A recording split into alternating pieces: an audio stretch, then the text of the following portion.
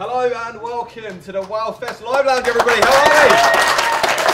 Wow, we are live and we're broadcasting right around the world, live from WhaleFest 2015. Right here in Brighton, the beach is right behind us. It's kind of surrounded by WCA and dolphins and our two guests right here, right now. But today we're going to try and fill you in if you're unable to be at the festival today. But we'll be speaking to some amazing and possibly familiar people, as well as sharing that all-important message that all whales and dolphins should be wild and free. Now, remember, WhaleFestLive Lounge, this right here is all about you. It's about your questions, things that you've seen, and all about the things you've sent in to us, including your whale fees. What are whale fees? Do you guys know what whale fees are? You're all nodding. Okay, good. Well, take a look at some of these whale fees.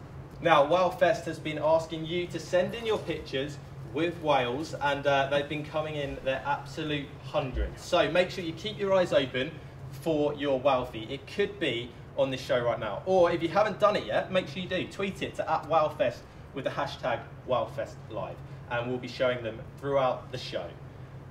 So before we start, let's take a tour of the studio. Now it's a bit bare at the moment, it's early, okay? Look what we've got. We've got the finest camera crew right here, these two, right here. Yeah. We've got part of our audience over here. I don't know if you can reach over here. We've got the Twitter desk right over there. We're using our space well. It's a BBC budget right now. We've got the finest human beings on our sofa today. They'll be sitting right here. Not you guys. Don't get excited. They're involved in there. They're pretty damn special as well. But first, what can you expect from us from now until 4 p.m? Check this out. Well, we have the likes of Steve Greenwood, Hal Whitehead, John Hargrove, and Mark Brownlow, as well as highlights from yesterday's interviews with the likes of Monty and the wonderful, wonderful Ric O'Barry, and lots more. It's going to be incredible. Now, we would love for you to be involved too. So be sure to send in your questions for the guest, either to info@planetwhale.com, the WhaleFest Facebook page, or via Twitter @WhaleFest. Also, we're going to be running a little quiz for you. Okay, it's not boring. It's okay. It'll be running throughout the show. We'll be asking you to tweet in the answer to what the cetacean is on the screen. Now, it won't be easy. A cetacean, first things first. If you don't know, I was a bit confused. Is a dolphin, a whale, or a porpoise? Now, it won't be easy to identify these because they'll appear a little bit like this. It should be on your screen right now. All you have to do is tweet @WhaleFest with your answer, and the hashtag is vital. WhaleFestLive. We'll be naming correct answers throughout the show, and they'll be revealed by our guests throughout the day. So that's the first one to kick us off. It should be on your screen, as I say. The answer will be revealed at the end of our first interview today, in about 20 minutes' time, by these guys. Right, let's kick off the show. It'd be a nice way to know exactly what is going on in WhaleFest. It'd be nice to know who's behind it and what goes into the biggest event of its kind. So, who better to tell us than our first guest? Please welcome Dylan Walker, Daniel Turner, and Roy Mulder. Hello, guys. Good morning. Good morning. Good Cool. day. We're here at last. This is the live show. This is what we've been waiting for. Yay!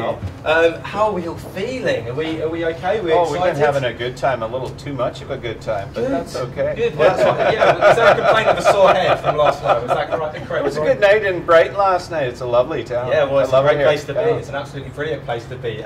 Now, Dylan, we'll start with you because you are the man of the moment at the moment, the co-founder of WhaleFest. Is that correct? I do have that fortunate privilege. Yeah.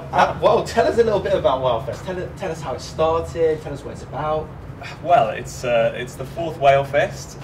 It has almost doubled in terms of the number of people who've come to the festival every single year, which is a phenomenal achievement. And that credit for that achievement has to go to the 200 plus volunteers who come every single year and actually bring this event to life. They are absolutely amazing. Wow.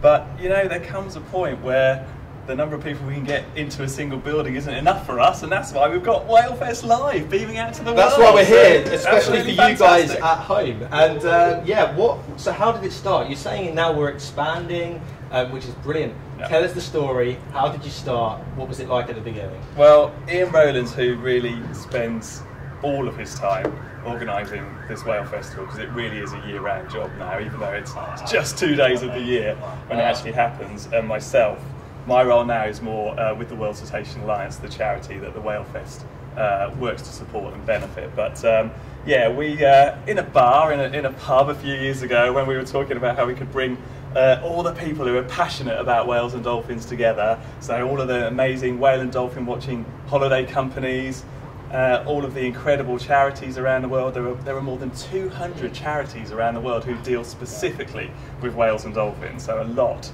And of course the passionate advocates, the passionate members of the public, often who spend so much of their free time trying to help these animals. We just thought, how can we bring these guys together? Well, there was a massive queue at 9 o'clock this morning, you know. They were there before 9 o'clock, but it was huge. It was right outside the Brighton Centre. But tell us, what's the significance of Brighton? What's the significance in terms of whales and dolphins and Brighton? Is there a relationship? Well, if I gave you a pair of binoculars and said, just watch the sea for me, Johnny, today, and I'll come back later, unfortunately, yeah, you would be very lucky to see a dolphin. Although there is some history behind that, because actually the English Channel used to be the heart of the European herring industry, and if we went back 200 years on our little time machine, we probably would see binky whales and fin whales and harbour porpoises out there in good numbers. So it shows you the state of our oceans and our fisheries. But Brighton, surprisingly to some, actually does have an amazing whale and dolphin heritage, and I can tell you a little bit about it, but Daniel can tell you some more. The bit that I can explain to you is that way back in 1982, before many of the people in this audience were even born, maybe even yourself, I suspect, Johnny. I'll hold my hands up to that. Yeah. Back in 1982, just over 30 years ago, and literally 2 buildings down the road at what is now the Hilton,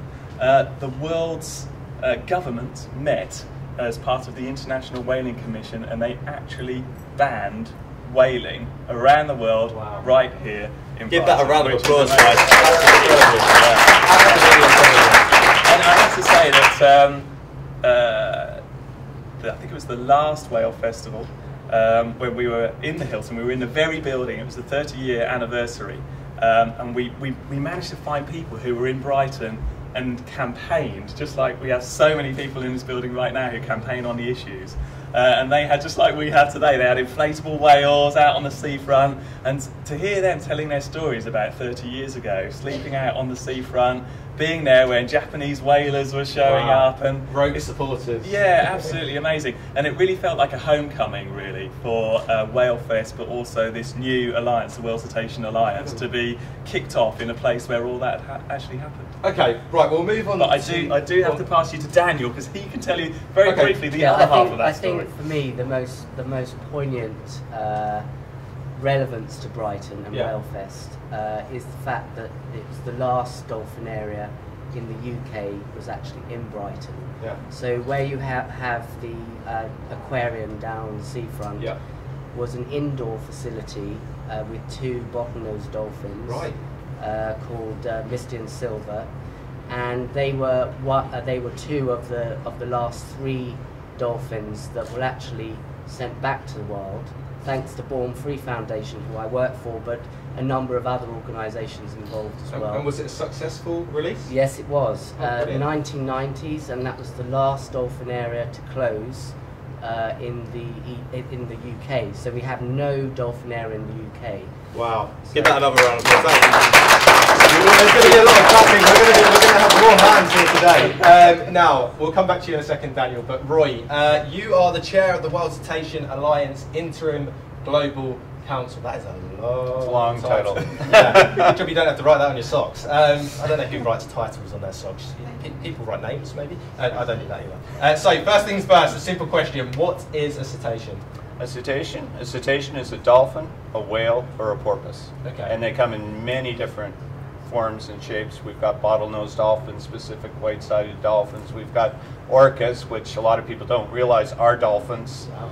And then we've got all sorts of different species of whales. From the biggest animal in the world is a whale.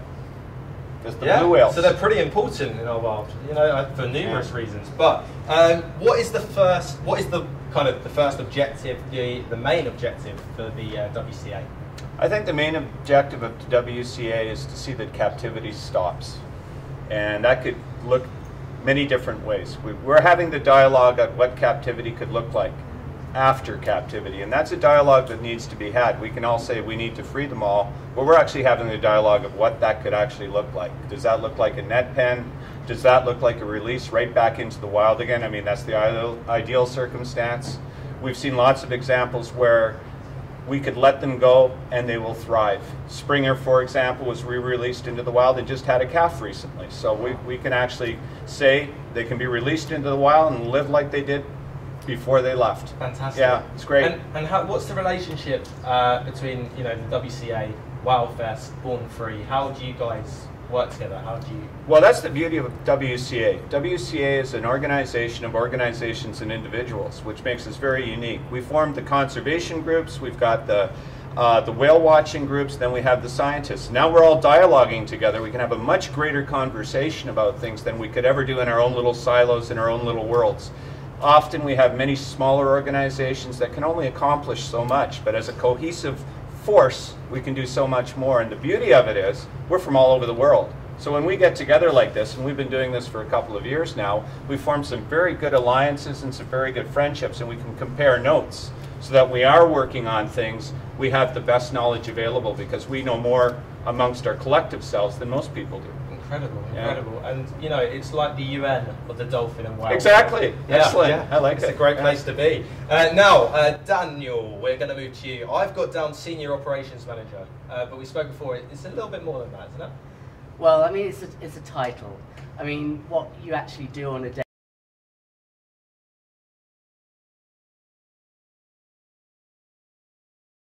basis is what counts. Of course. And so... And what do you do? My role is focused on anti-captivity lobbying, but also investigations, scientific research, and it's basically to challenge the concept of keeping not just cetaceans, but all animals in captivity.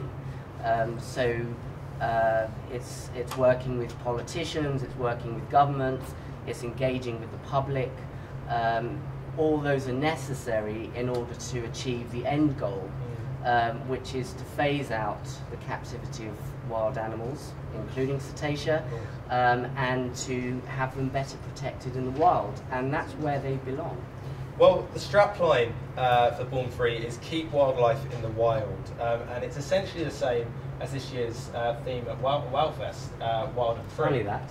Yeah. Was that a coincidence, or was it something that you worked on together? No, I mean, Dylan and I have kind of have been meeting on a regular basis on the build-up to WhaleFest, because this year we're focused on the captivity issue. Each year there is a different theme.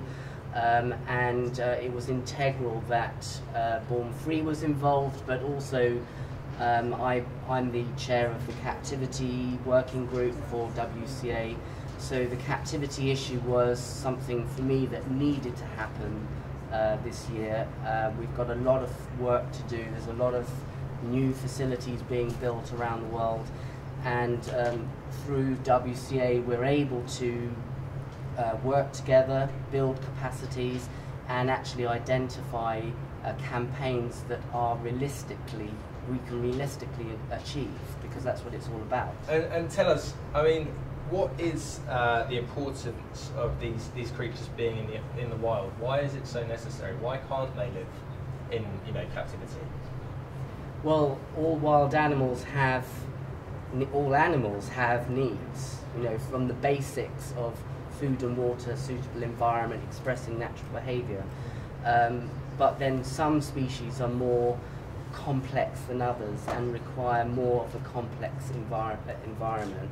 And cetacea are an example of those, where they live highly complex lives, live in very large social groups, and that cannot be replicated in captivity. And where we've got an action keeping an orca or a bottlenose dolphin in a swimming pool for the whole of their lives and expecting them to perform tricks to music and for food rewards, we did that in the 1930s. The first dolphin area was in the 1930s.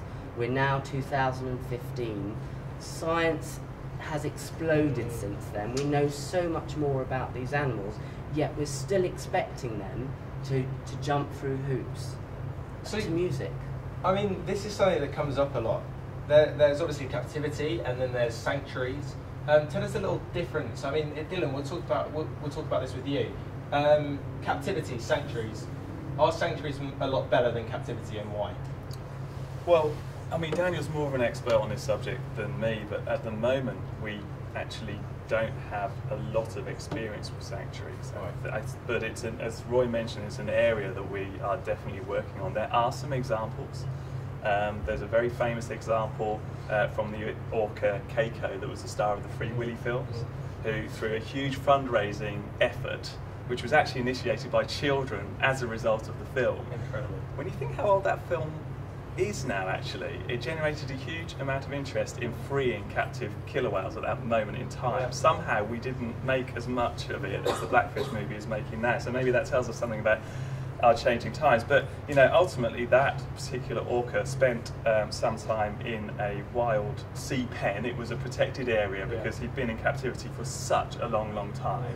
Needed to ensure that that was done carefully and over a period of time, but ultimately was released back into the wild and spent a considerable amount of time in the wild free before he died. So that is a success story. Yeah. But this is a complex issue, unfortunately, and the truth is that some animals will never be able to be released in the wild, perhaps because it's not possible for them mentally because they've spent so much time in a concrete tank, but also it would be unethical for us to release some animals because they have sometimes been bred from populations in different parts of the world, so genetically it would be unethical to actually release a particular animal that has Atlantic and Pacific genes. And Roy, is this something that you discuss in the WCA, you know, specific examples of different animals within captivity and whether it's... Yeah, we have some, the discussions we have are discussions of what happens if we have a whale and that whale has to stay in captivity and we don't want that to happen, then we have to make its life a lot better.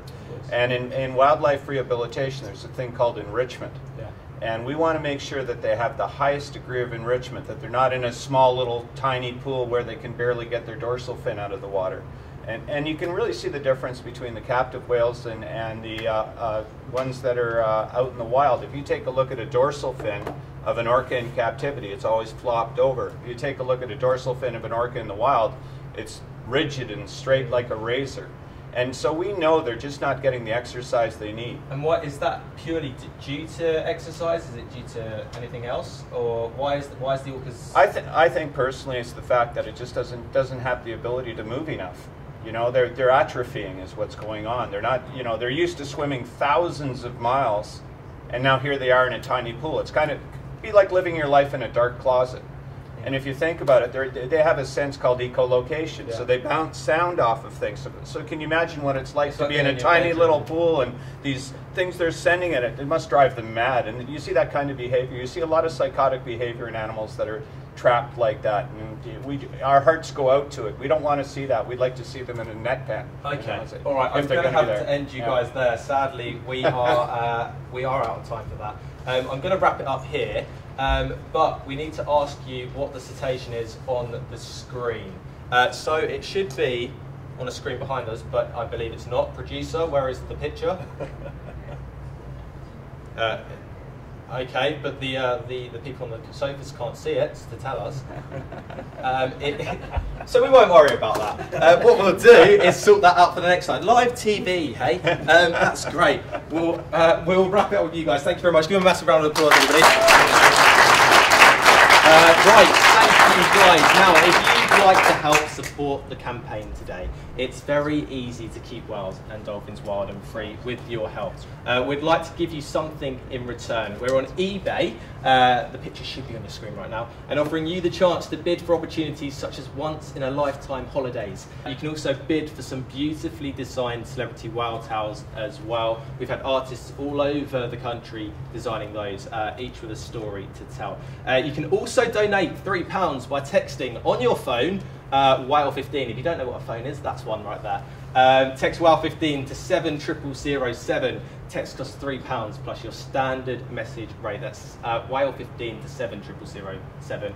It's a standard rate, and 100% of the donation amount will be received by Born Free on behalf of WhaleFest 2015. Please ensure you have the bill payer's permission. Standard kind of procedure. If you aren't based in the UK, you can donate too. Just head over to the World Cetacean Alliance website, which should be on your screens now. Okay, so yesterday we were told that we would have a surprise guest on the show. We had no idea who it would be, but it turned out, I don't think these guys had any idea. Dylan, you didn't have no idea who it would be. No idea. It was kind of quite a bit, you know, of a hectic time. But it turned out that this man was a rather brilliant Irish investigative journalist, and possibly a familiar face for you if you're in the UK. For those of you elsewhere in the world, Donal MacIntyre has a passion for cetaceans and is a patron for Born Free. Take a look at this.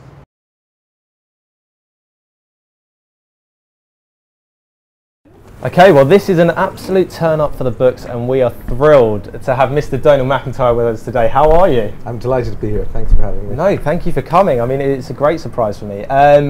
Why are you at WhaleFest? What are you doing here? Well, I'm doing a kind of Newsnight interview with some of the politicians. But in general, I've done a lot of work in my journalism and broadcasting in the area of animal rights, and particularly the trade in illegal animals. And I've done a great deal of work with Born Free, specifically rescuing some dolphins over the last 2 or 3 years, working with them. And I'm kind of dragged in at the early stages when there's a concern that dolphins are kind of owned by characters, then the negotiations have to go through the night, and I've got to go in there, smoke and drink with shady characters and negotiate their release. So that's when I'm kind of dragged in. So tell us about that. It's Misha and Tom, if I'm not mistaken. Tell the audience, tell myself, who are Well, Misha and Tom are two young dolphins, and who were basically trapped in a swimming pool in a really rundown complex in Turkey, in Hirosanu.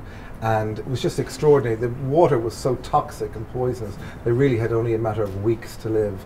And over in that complex, a group of women, predominantly women, called Dolphins Angels, so-called, they dubbed themselves that, you know, fought really hard. And the problem is there's always complicated relationships, business relationships about the ownership of the dolphins. And then of course, you've got all sorts of political interests there.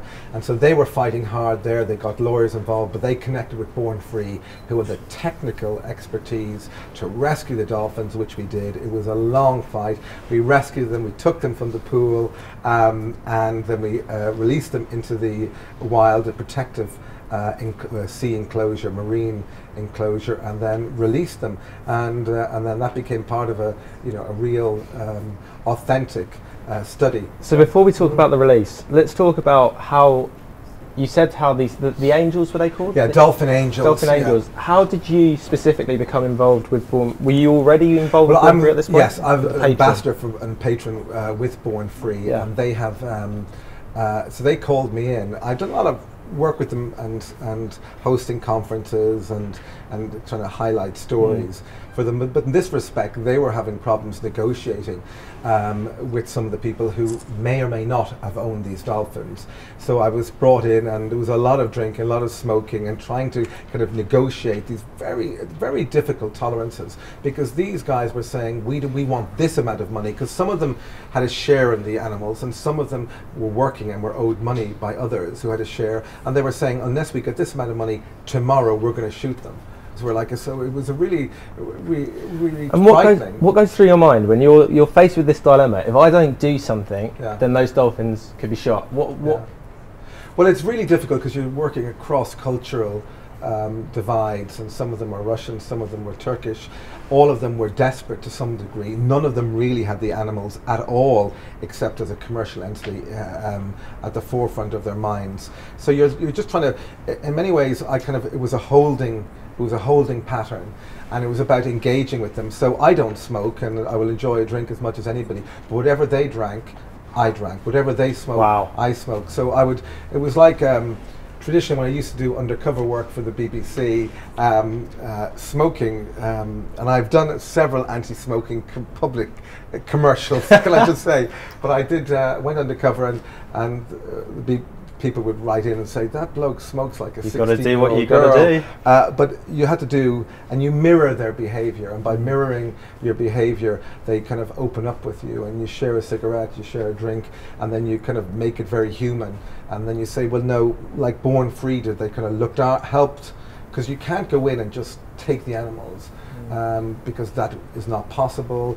You'd be arrested or the animals would be killed. So it takes so when we see the animals released and rescued, you have to understand the huge work and kind of nearly ambassadorial and kind of efforts that go into managing this, as well as the legal issues. And how long did that take, that process from the negotiations? Well, yeah, it probably took 6 months. Wow. Meanwhile, we were going in there, and I was going in covertly filming to one degree. Then we sent in a vet to test the animals, to test the water, because we were saying, well, we need to test the animals, test the water to ensure they'll be protected. And then the heritage of some of the animal trainers there are usually from Russian military. So they again have a very mechanistic view of the animals. Rather than being emotionally connected to them. And zero emotional connection. It's terrible. So what was that kind of, what was their condition like? Did you go there in person? Yeah, no, I was there. What was the health like? They were in really ragged order, but born free. Again, this is really expensive, and it's frontline medicine. And so they were in very, very poor shape, so they had to be rescued. And of course, the other thing is, politically, for Born Free, they're investing a huge amount of their resources in there. And in any organisations, like, should we be committing these resources for these two animals? But they became a trophy for the cause, to say we can rescue these animals and we can actually fight the good fight. And these two animals became the kind of arrowhead for the cause within Turkey. So they did rescue them, they did protect them, and they did release them. But it genuinely was a Free Willy moment to have all Born Free there, and the people who had shared in the journey, the rescue, to see them finally released. And they weren't related, but they'd spent so much time together. We expected the two animals to go off together and as pals. No, they didn't. They went off in completely separate it just shows they probably didn't like each other that much. They probably didn't like each other. So, and that's a real thing, that obviously they're put into these places together, and it doesn't, in the wild they'd be free to roam. But how did you feel? I mean, obviously first they were in the pens. How did you get them from the pool that they were into the pens, and what was that process like? Was it a difficult one? Yeah, well, we had to take them in makeshift. I think it was they arrived in a vegetable. They were dumped in the pool in a very old, literally vegetable van. And then we had to basically get them in a refrigerator van and get them and have them watered with ice and water continually over 2.5-3 hour journey in very difficult terrain, and basically stretch them into the water. But they made the journey. I mean, it was well planned, but anything could have gone wrong. And we arrived, and of course at any stage the decision could have been made, no, you're not taking them away. A local politician could have interfered. But no, we came down about 6 or 7 o'clock in the morning, we whisked them away and we placed them in the Marine Reserve. And but the delicacy of those negotiations, not with me, but particularly with those of Born Free, were very acute, and those tolerances were really, really sharp. But they were released. And I think the other thing for these, not only the animals and their release represent a great victory for the cause, but also because they were monitored medically throughout, and they had tags, and we could monitor their progress and success for some time afterwards. Well, we'll talk about the precedent that was set from this in a second, but when it came to the release, what did that mean to you? Personally, how did you feel? Well, I went over there, and I was filming. So I went out over there for Born Free. I did a lot of the filming and indeed interviewing myself. This is a very low-key reporting, much of which many of you students do. And I was the newsreader at London Tonight at the time, and so we brought over and shot some of the report ourselves for ITN News. So it was a great culmination in this. I was happy just to play a very small role and be able to promote the work of everybody, particularly dolphin agents, because these were ordinary housewives or workers or real estate agents who suddenly became so,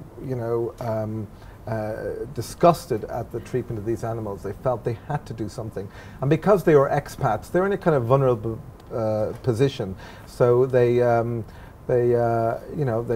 just took up the cause. Was it emotional for you though? It was, yeah. And although there is always a mixture between me, I just want the job done. Yeah. And I think there was mostly it was about relief, sheer relief that the animals, had made it this far. And then again, you know, once they were released into the wild, that was only the beginning of another whole kind of adventure and a sense that we must protect these animals. I think it was Misha who kept going towards some fishing grounds and towards some ports, and Tom went elsewhere. But so it was always delicate, but it achieved a great deal. And I think Born Free in particular, I know I am one of their ambassadors, that I saw from the inside out really how hard they worked, and I think it was a brave and ultimately very successful mission for them. And when you said that they went their own way, do you think that signifies something very, you know, very poignant, that these dolphins are taken from the wild and they're torn from their mothers, and then they're put in these tanks with other dolphins that they may not particularly like, whereas in the wild they could go out. Misha and Tom went separate ways. How are they doing now? Well, I think, well, I haven't got the latest update, but I think the point you make is absolutely relevant, is that enforced capture of these sentient, beautiful creatures. And I am against captivity in any respect whatsoever, and I'm aware that debate has changed, and many people here may not quite understand the debate, and for those who have ever swum with dolphins, I acknowledge it is an amazing, uplifting experience, but it's not an appropriate experience, and it's not fair that we should, you know, see them as creatures of entertainment. But I think part of the of this great event here, and of the work that other organisations, including Born Free, do, is to actually remind the public that. And I think we are winning the war, and I think in particularly we've seen battles against SeaWorld, and I think all these campaigns are getting traction, and I think they're making a real difference. And what do you think the viewers, the audience here today, myself, what do we need to do to make this move in the right direction, even more, even faster? Catalyse it? Well, I think first of all, you know, I think do what many of the young people here are doing, which is they're reading up. They're making up their own minds. They're aware that their own intimate experience with animals, whether they see them on TV or they see them at close quarters, that we don't own these creatures. These creatures are for future generations. And in order to respect them, we've got to distance ourselves from these great creatures. So I think once young people in particular may, you know, go over and discover and check out the information for themselves, and the argument is won. Yeah. Well, if you can look at that camera right there, and say one thing to them about marine parks and things like that, what would you say to them right now? Well, we don't own these animals. We have no right to enforce contact with these animals. Let them be free in the wild, and that is the greatest gift we can give to these great creatures. Donal, thank you. Give him a massive round of applause for that.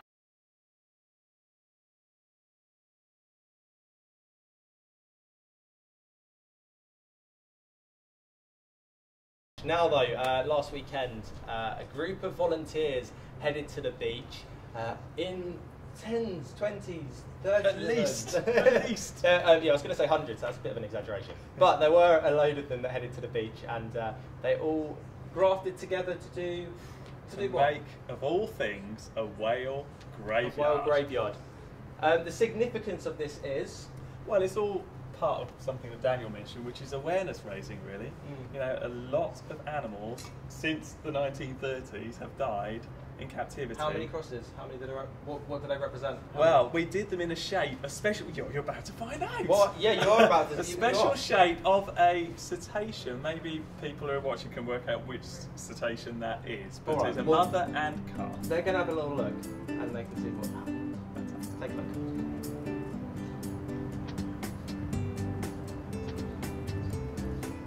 So what's happening when they? It's happening at the moment on the screen. I know you can't see it. But talk us through the process. What did it resemble, and how many crosses were there that you constructed, and what's the I did a bit of hammering and nailing. You were there. I saw you were. An amazing team who put it together. Who deserve huge credit. They've put so much work in. There are 750 crosses on the beach behind us. I can see. You won't be able to get them on the camera, but we can see it just down there. Yeah, which is absolutely amazing. So to be able to look down on it, it's an orca mother and calf, a baby.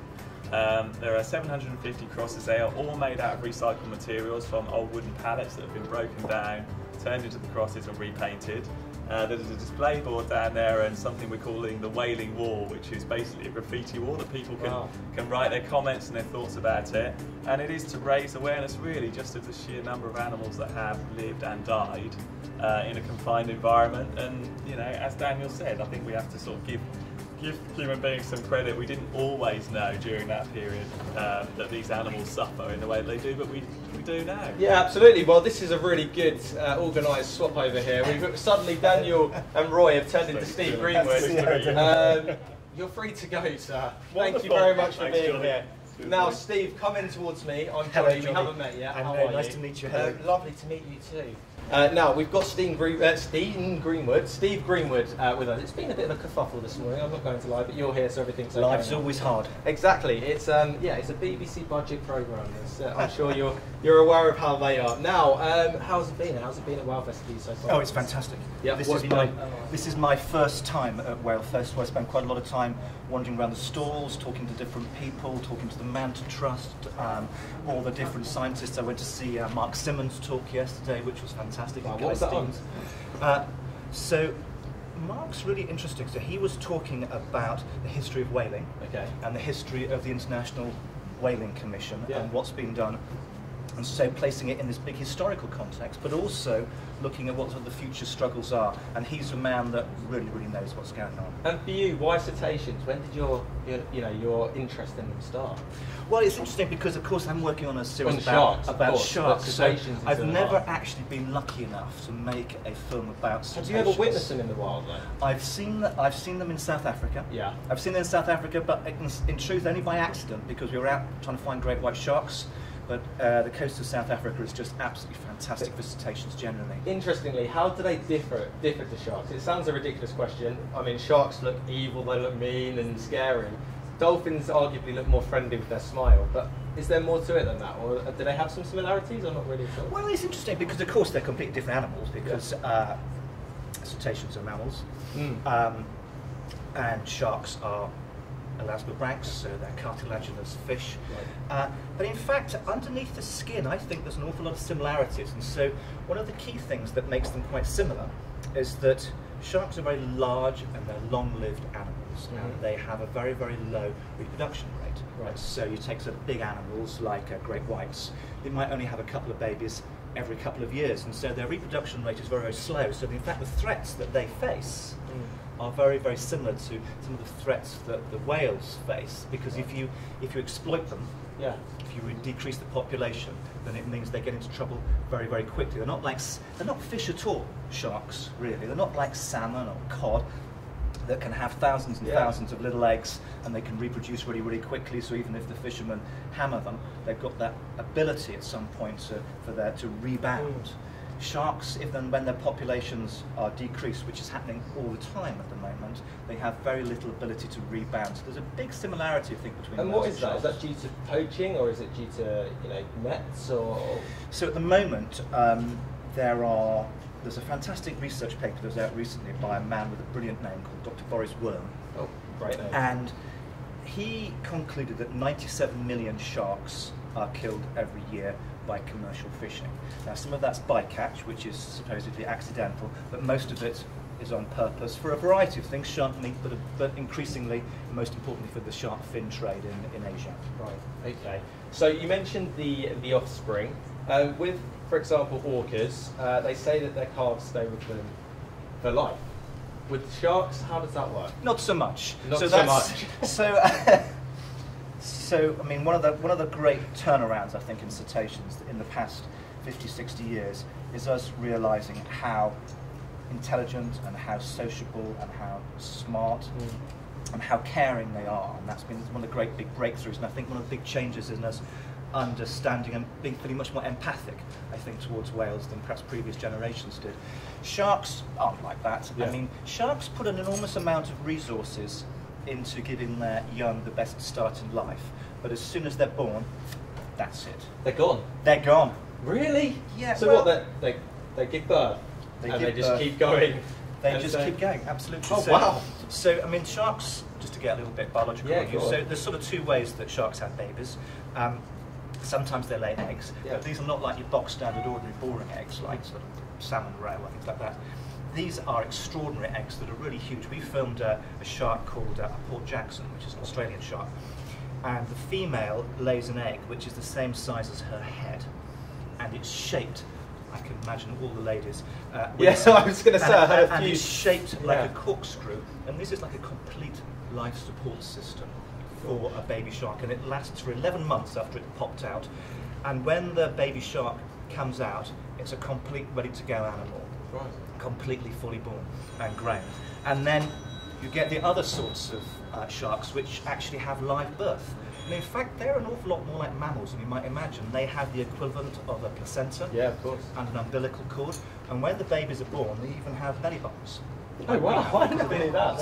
So that's, if you learn nothing else today, some sharks have belly buttons. Well, you know, similarities between us and sharks, and it's the belly button. We are more similar than you might actually imagine. Go on, expand on that. In what way? Okay, so I'll give you an example about. There's a species of shark, and if you come to the talk this afternoon, you'll see a clip of it.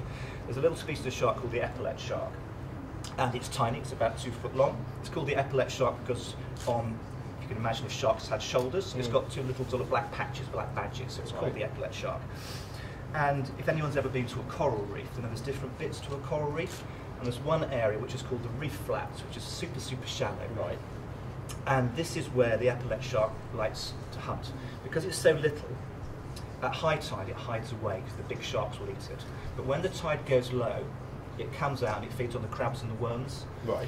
But on big tides, you know, the tides differ quite a lot, and on the big spring tides, Yeah. what happens is that the shark can be left high and dry.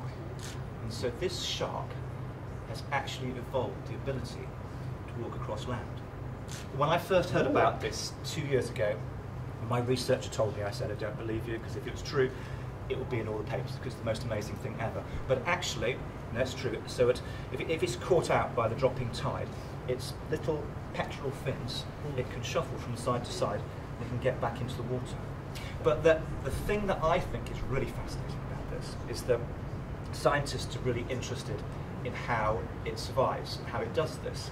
And this is really interesting because what it can do is it can survive without oxygen for a huge length of time, but its organs aren't killed.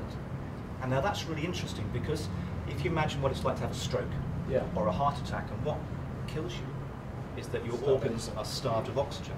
And so the scientists that are studying the epaulet shark actually are studying it because they're trying to find ways of rehabilitating people that have had strokes and heart attacks. And so underneath the skin, although sharks seem very, very different, underneath the skin at the cellular level, now they've got kidneys and they've got livers and they've got all the muscles. So actually they're very, very similar. So by understanding them, you can actually help humans. And in fact, in our series, we've got a 3-part series on sharks. Tell us I was going to get onto that. Tell us a little bit about that. So it's a 3-part series on sharks. We've been making it for the past 2 years, and it's the BBC's authoritative wildlife series on sharks. We've never actually, unbelievably, we've never actually done a proper series on sharks. So you're the first person to make a complete series. A complete series on sharks. Absolutely, and the aim of this series was to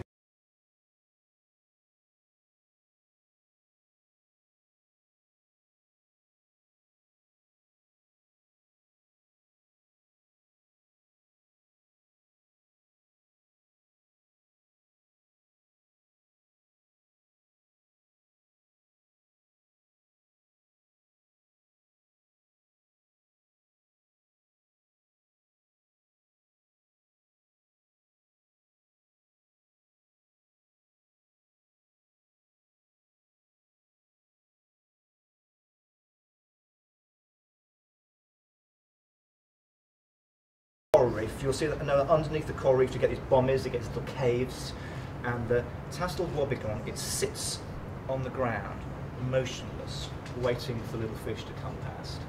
And then when one gets within strike range, it's an ambush hunter. It's a fantastic ambush hunter, quick as lightning. 1/10 of a second, opens its mouth. By opening its mouth, the fish is sucked in. Oh, goodness. That's that. Well, they're clever as well then. So that, yeah. And they say cetaceans, you know, killer whales, are highly intelligent. Would you say that sharks can compete on that level or not quite? They're not smart as whales. No. Oh, okay. No. But they're quite smart. But for a fish, they're quite smart. And I'd say if there's one particular smart one, because of course as well as sharks, our series is also looking at rays, because rays are in fact really just flat sharks. They are basically biologically extremely similar organisms. Right.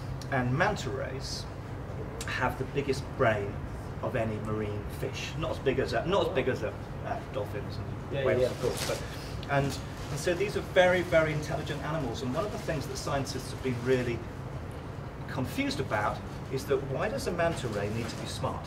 Because frankly, all manta rays do, all a manta ray does is it swims around the ocean looking for plankton. Yeah. You know, and generally you think you wouldn't need to be that smart to There's a find great plankton. white shark or something. It's big deal.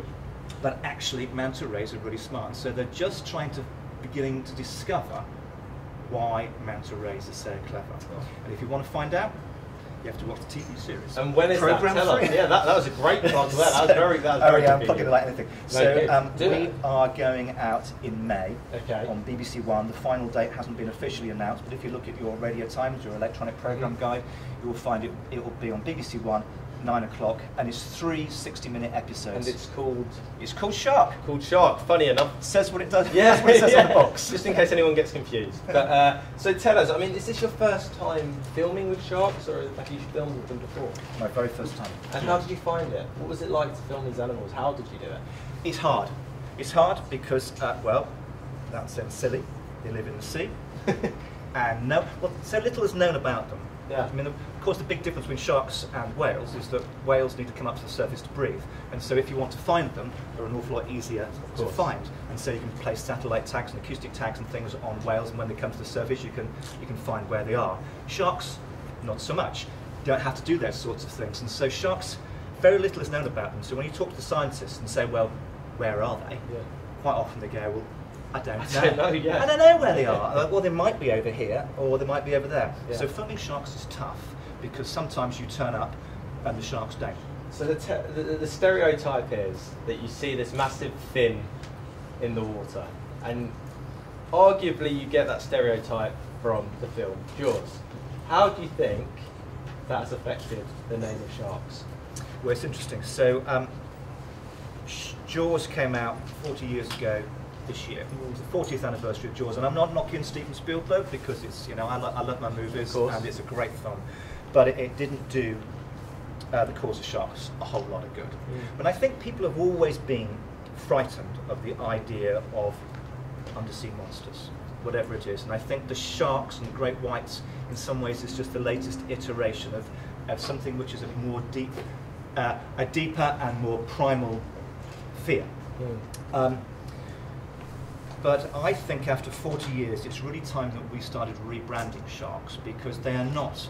I get really sick of all these shark documentaries that you see on certain stations, which describe them as the ultimate killing machines and the danger from the deep and all this blah blah blah. All blah, the blah. tense music behind it. Yeah, it's really dumb. Yeah. So, great white sharks Yeah. are smart, interesting, fascinating animals which have evolved to do something utterly incredible. So sharks, I mean, I think great whites in some ways are a bit like killer whales, in that killer whales, one of the things that killer whales do is that they hunt really smart animals, and they do it by outsmarting them. Right. And great white sharks hunt fur seals. Have you ever seen a fur seal? I mean, they're big animals, they're predators, they've got big teeth, you know, they are dangerous animals, and yet a great white shark, using both the senses that we know, like sight, smell, and sound, but also using senses that we don't have, like they can sense electricity in the water. Wow. They have these things on their snouts, just like all sharks, called the ampullae of Lorenzini, and they can sense electricity. Yeah. All human beings give off electromagnetic fields, and sharks can sense that in the water. Also, sharks have got down their side a thing called a lateral line, and that can sense movement of animals in the water by the pressure waves. And so if you go to South Africa, where the water is really, really murky, which is one of the problems of filming down there, the sharks have this ability to sense their prey. And these animals, they weigh up to 2 tons. They weigh the same as a rhino, and yet they are strong enough and smart enough. They can jump out of the water, clear of the water at 20 miles per hour. Yeah. It's quite catching a fur seal in its mouth. I think that is one of the great predator-prey interactions. And that must be amazing. In the world. Have you seen that? Yes, yes. And did you film it for your series? Oh yeah. You got it on camera. That's the yeah. master shot. That's what we needed. Yeah. So that's something for us to really look forward to. Yeah. So the end of program 1. Yeah, we've. I mean, I think predators are to be celebrated. Yeah. I mean, killer whales are fantastic predators, but they're to be celebrated for what they do, because they do it really, really well, and they're an important and an intrinsic part of the marine ecosystem. If you take those top predators out of an ecosystem, ecosystems change. We know that from looking at things terrestrially, so we know it's happening in the water as well. So celebrate the fact that great whites are amazing animals, and don't call them ultimate killing machines. Don't call them ultimate killing machines. That's the rule. Mr. Greenwood has spoken. So tell us then, when you saw that happen, we'll go back to this moment of the shark jumping out of the water. What were you feeling? What was it like?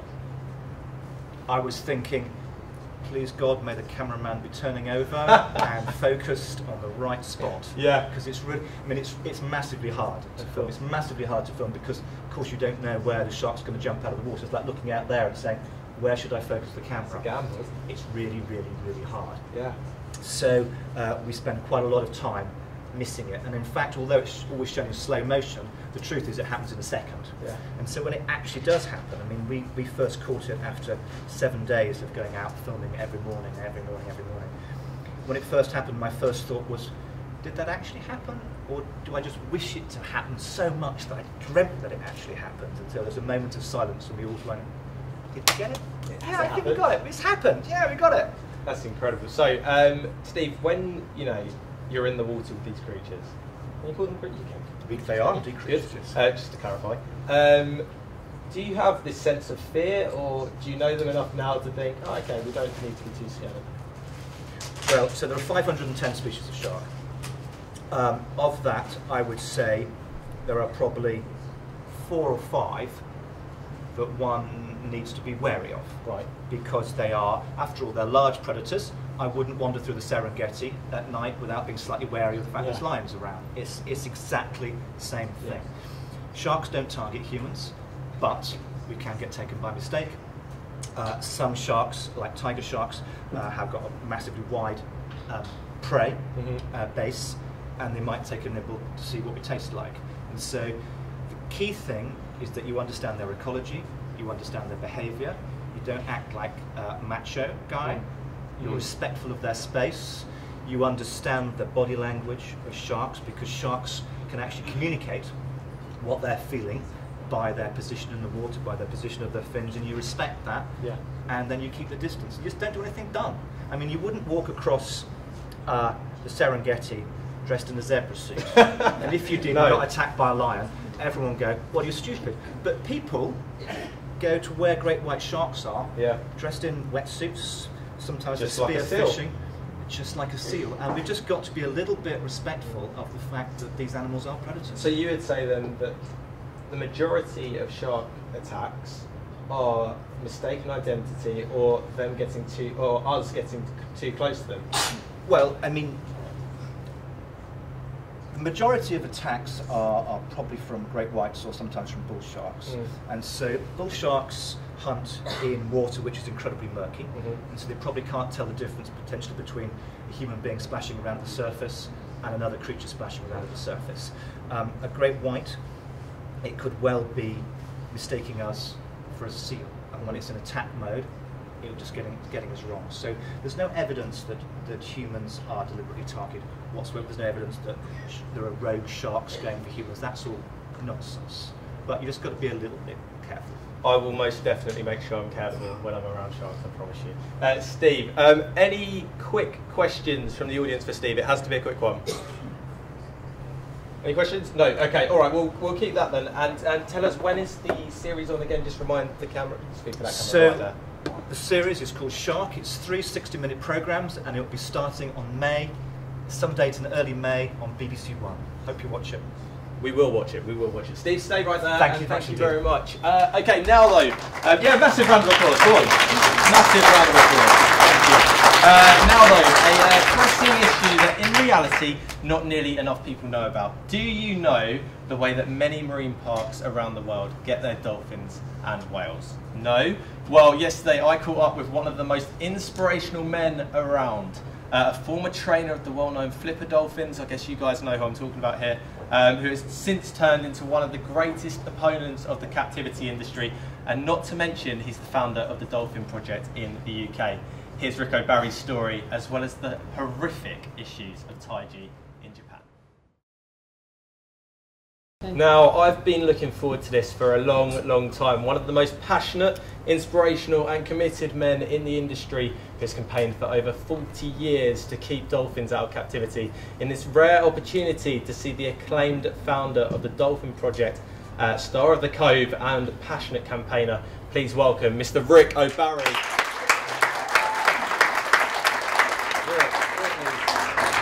It's an absolute honour to have you here. I mean, when did you get in from the States? Yesterday. Yesterday? Yep. And he's here now, everybody. That deserves another round of applause. That's incredible. So, how's things going? The Dolphin Project. Tell us a little bit about that. Well, actually, we're going through a branding crisis right now. I've been doing this for 45 years. Next month, Earth Day, next month will be 45 years. But we've gone independent, and there are several other dolphin projects out there. So if you want to support what we're doing, it's dolphinproject.net, not .org. Dolphinproject.net, not .org. Remember that. So we'll try and get that on the screen for you as well. On the I interview. appreciate that. But yeah, you say you've been doing it for 45 years. Yeah. That's incredible. 45 years next Earth Day, correct. And A I'll long be journey. in Beijing, China on that day. Because most of the dolphins that are exported from the Cove go to China. Right. And we want to do something about that. Well, we'll talk about the Cove in a second. But going back before the 45 years, you spent 10 years as a dolphin trainer. Is that correct? That's correct, yeah. Tell us a little bit about that. Well, I used to capture dolphins and train them. And now I do the exact opposite. Untrain them and put them back where they belong. I get to do that sometimes, and we've done that in Guatemala, Nicaragua, Colombia, Brazil, Haiti. Actually, we have a project right now in Korea to return the last 2 captive dolphins at the Seoul Zoo to Jeju Island, where they were captured. We returned 3 of them last year. So yeah, that's what we do. And I mean, it's an incredible thing that you do. But when you were a trainer, what was the point for you that that you enjoyed it? You enjoyed doing the training, I take it. What was the point that you suddenly thought, oh no, this isn't the path that I want to go down. This isn't right. Yeah, well, it came about during the filming of the Flipper TV series. And for those that don't know Flipper, just explain. Oh, that's right. That's right. That was so long ago. A lot of people don't know what I'm talking about when I say Flipper. People sure don't know who the do. Beatles Sure are, believe it or not. So Flipper was a TV series, kind of like Lassie, and I captured those dolphins, 5 of them, who collectively were named Flipper. They were all females. It was a very, very popular TV series all over the world, and I was part of that for 7 years. I actually lived with those 5 dolphins at the Miami Seaquarium. And it's very different than a normal dolphin training job, because dolphin trainers at the end of the day go home and don't work on the weekends. But for me, it was 7 years of 24 hours a day, 7 days a week. I lived with them, and you get very close to them, and you can read their body language after a while. You sort of know what they're going to do in advance and what they're thinking.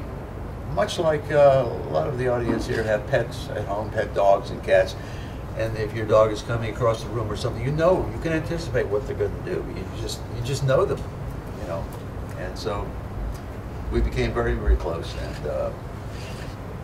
I could tell they were depressed, that captivity was a failed experiment. Was that from their body language that you could tell? From their body language, yeah, from watching them and living with them.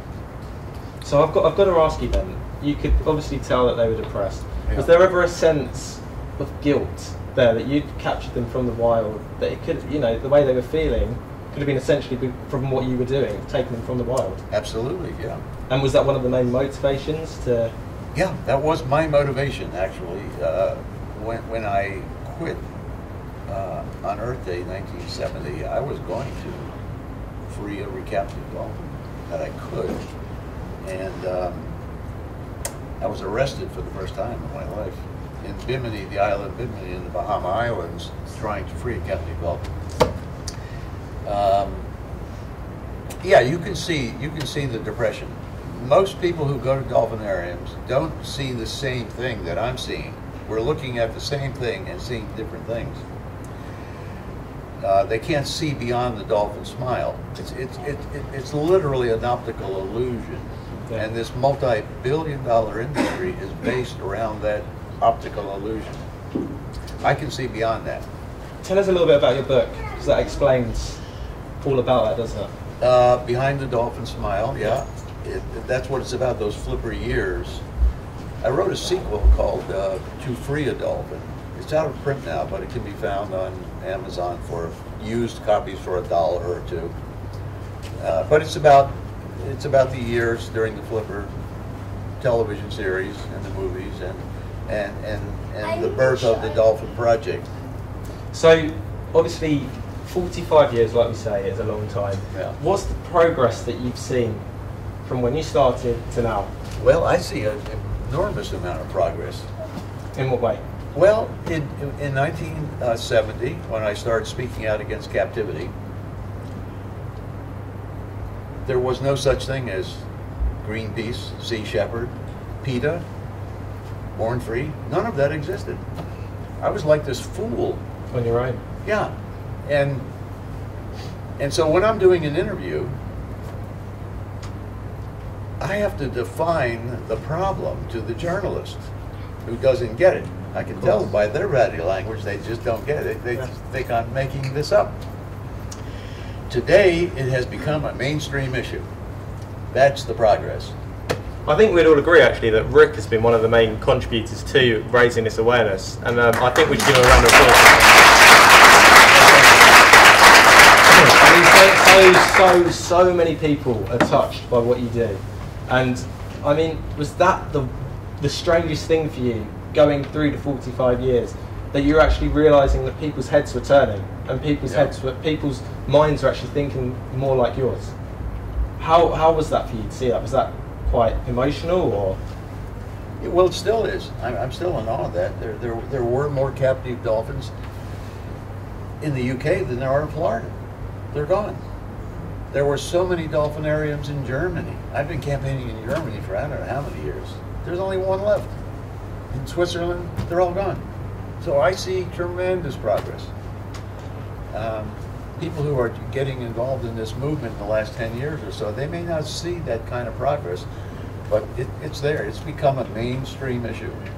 And, you know, we've got to talk about Tai Chi, because that is a real issue still. And for those that don't know, for those that are slightly unsure, please tell them all about the Cove and about Tai Chi. Oh, well, there's a movie called The Cove. You can find it online. And there's also a follow-up TV series called Blood Dolphins, my son Lincoln produced. It's 3 episodes. You can watch that for free at our dolphinproject.net website. It's funny how that movie happened. It really wasn't the movie at all. It was no different than this interview I'm doing with you. It was just another one of these interviews I've been doing for so many years. I bet we won't get the Oscar, though. Well, I'm sure they were shocked. They got an Oscar because it wasn't really. It was a phone call. A guy calls me. He says, "Can I follow you around with my camera?"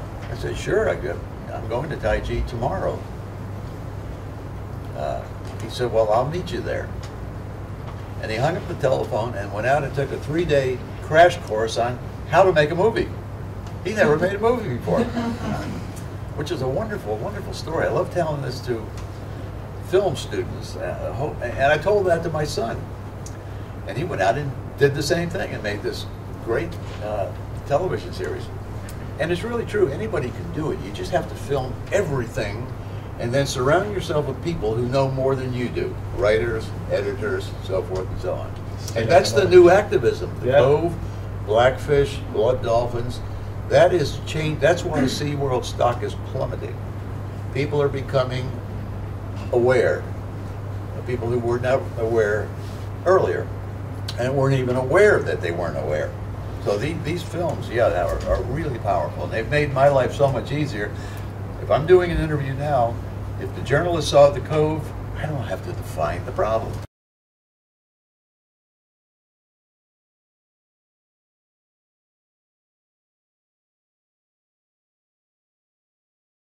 So it was amazing to catch up with such an inspirational and influential man, and you can catch part 2 of that interview later on in the show.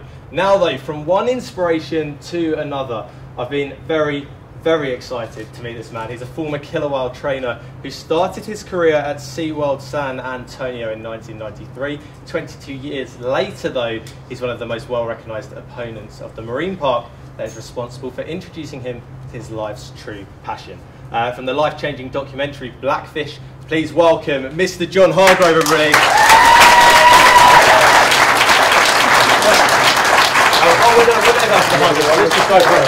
We're going to stand up. Okay. Oh, we're going for that. Stand up. I know a lot of you would be killing for that right now. I feel very privileged right now.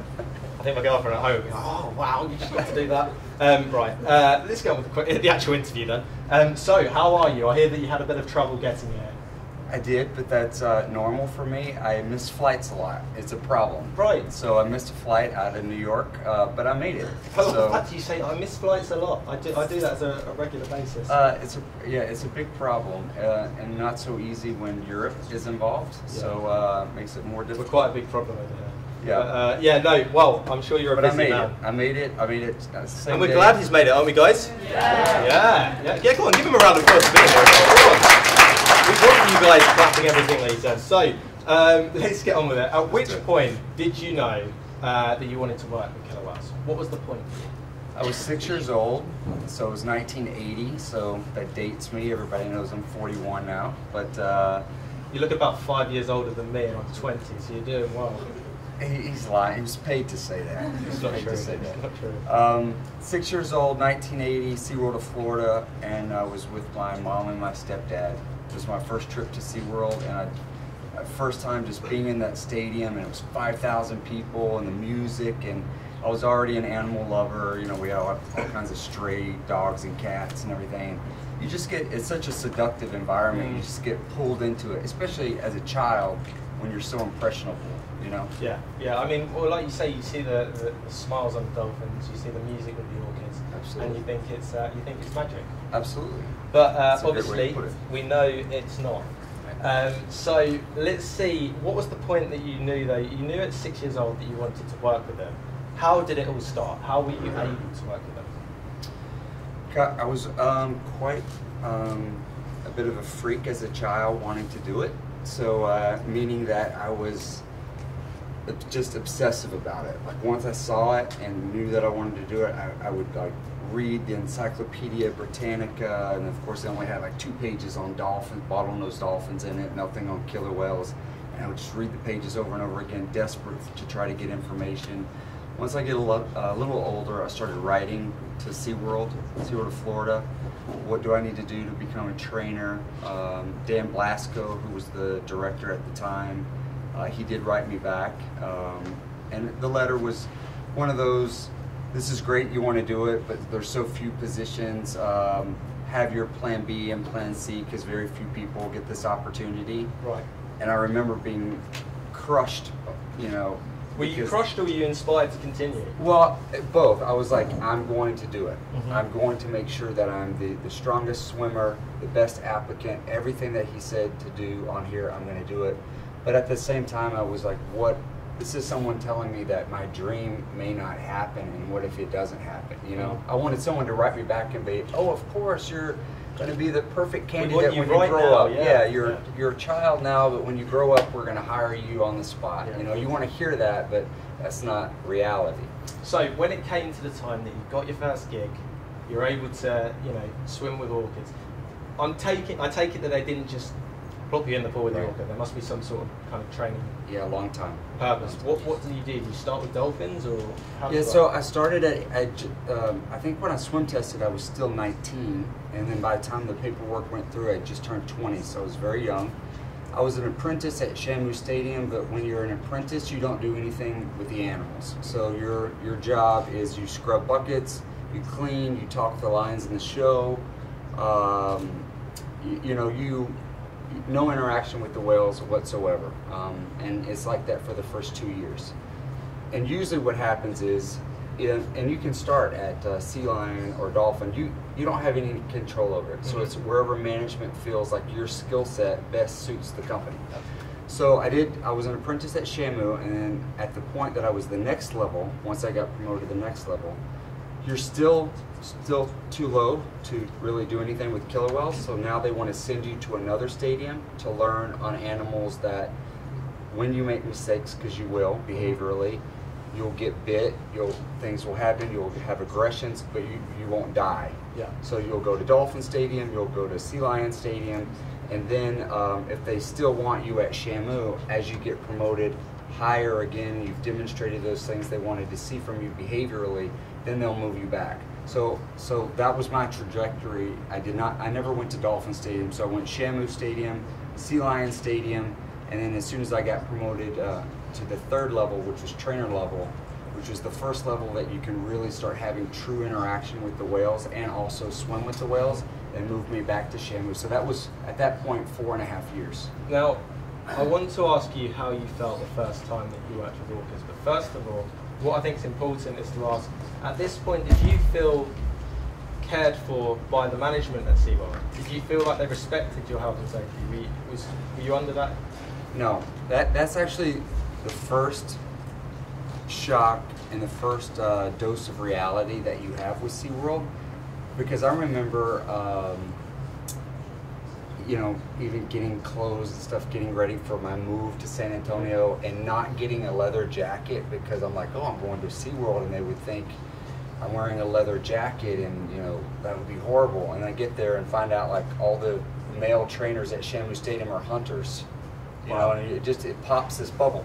But I mean, more importantly, the culture of SeaWorld animal training, you envision as this child that you're going to be working with these magical animals. You're all going to be this cohesive family, love each other, and what happens is you get there and you realize it's an extremely cutthroat environment.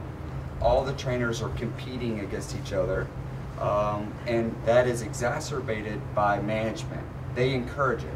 Management will come to you and say, hey, if you want this, because the full-time positions and the promotions are so few and far between, they would say, hey, if you want this, you better be better. You better outshine Caitlin, or you better outshine Robert. You better swim faster than them in the next swim test. You better have a better speaking voice on the microphone during shows.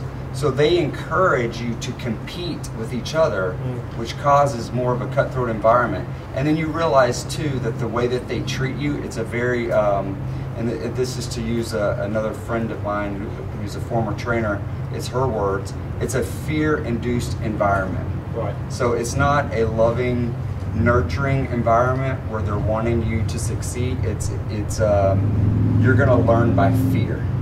That you better not screw up, you better not make a mistake, or you're out of here. We're going to fire you, or if you're at Shamu and you want to be here, we'll move you out of Shamu, we'll move you to another stadium. So that's your first dose that things are not as what you thought they would be. Now, you said that you don't necessarily think that they cared much about you as trainers. Right. Obviously, as trainers, you went there because you loved the animals. How did the management, what was their relationship look like with the animals? Did they have much to do with it? Did they care about them, or was it just a monetary value? I will say honestly, management in animal training, there's always an exception to the rule, but for the most part, all of them truly love the animals. They really do. And especially because they started as apprentice trainers just like I did and worked their way through the system. Well, what I think happens is, because they know these people, because they've been were best friends of mine for 20 years, we know what the problems are. We know what is happening to these animals because they're in captivity and the damage, but yet they're still protecting the company. But they're in positions now where they're getting a lot of money, they have families to support, a lot of them don't have educations. What else are they going to do if they don't do this? So I think that's part of the conflict, and then however they rationalize it is individual. But I believe they truly know, they truly love the animals, and they're almost stuck in a sense of what do I do now? Yeah. You know? So it's tough. The first time that you got the chance to swim with an orca, describe that feeling. Well, it was with Corky. She was the first whale I ever swam with, and Corky, most people in this room probably know who Corky is. She's a legend. She was in the movie Orca, 1977. I actually saw it like 6 months ago, and she looked so young. I couldn't believe it. You could tell on her face she was so young. But she's trained a lot of trainers because she's very tolerant. I mean, all killer whales are dangerous, and all, you know, but some are much more dangerous than others. But she's much more forgiving. She's very tolerant. So, but by the time I swam with her, you know, you don't just jump in and do a hydro and a show. You start very simple, very basic. So I had worked with her for a long time, dry, as we call it, not in the water. Before then, I got waterwork approval for her. So then once I got waterwork approval, my very first session with her was just to ease in the front show pool with her and rub her down for a brief relate, as we would call it, relationship type session, and get out. So it's very short, very brief. And because it was like just a natural progression at that point, and I had worked with her so long, it wasn't even until after I got out of the water that I got even excited about it. I was like, oh my gosh, yeah, this was the first time I actually got in the water with a killer whale. Was it an emotional time for you, or was it more just excitement? It was more excitement because I think, gosh, at that point in your career, so much emotion is taken out of you.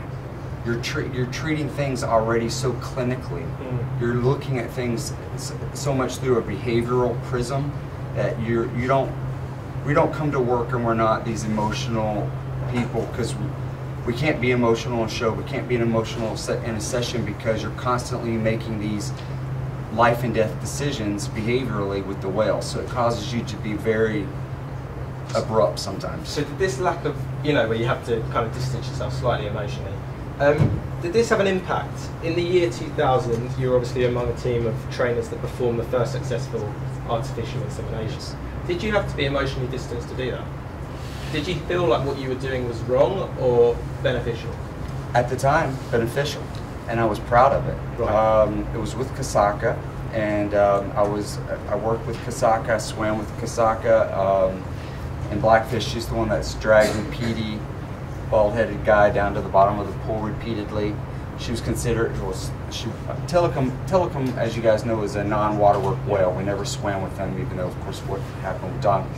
But Kasaka is the most dangerous waterwork whale.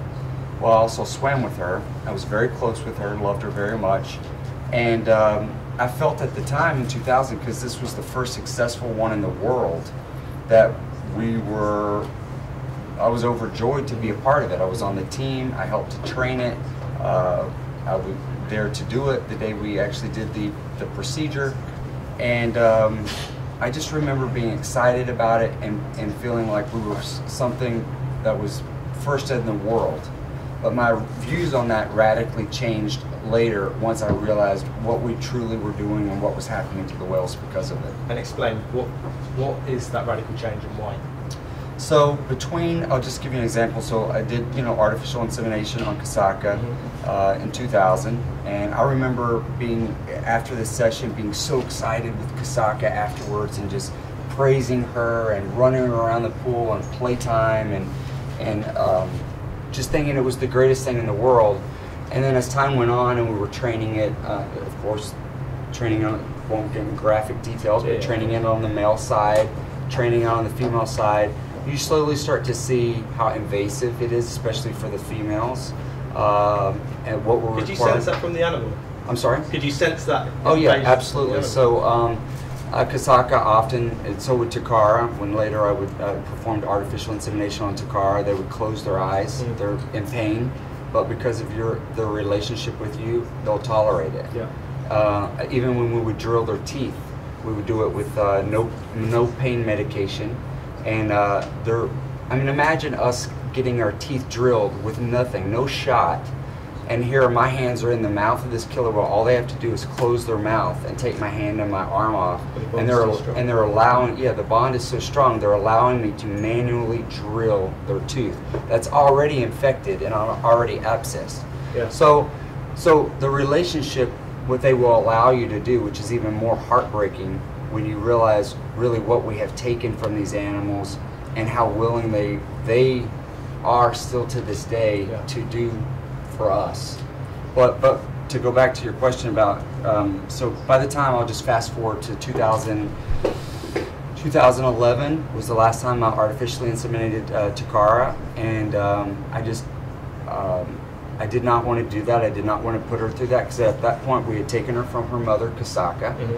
And then Kohana, even though SeaWorld still says, even on their official website, that they do not separate mothers from their calves. We've got that here that I want to speak to. Okay, so I'll wait and go back to that then later. So she had been taken from Kasaka, her mother. They had taken Kohana from her first calf, who was only 3.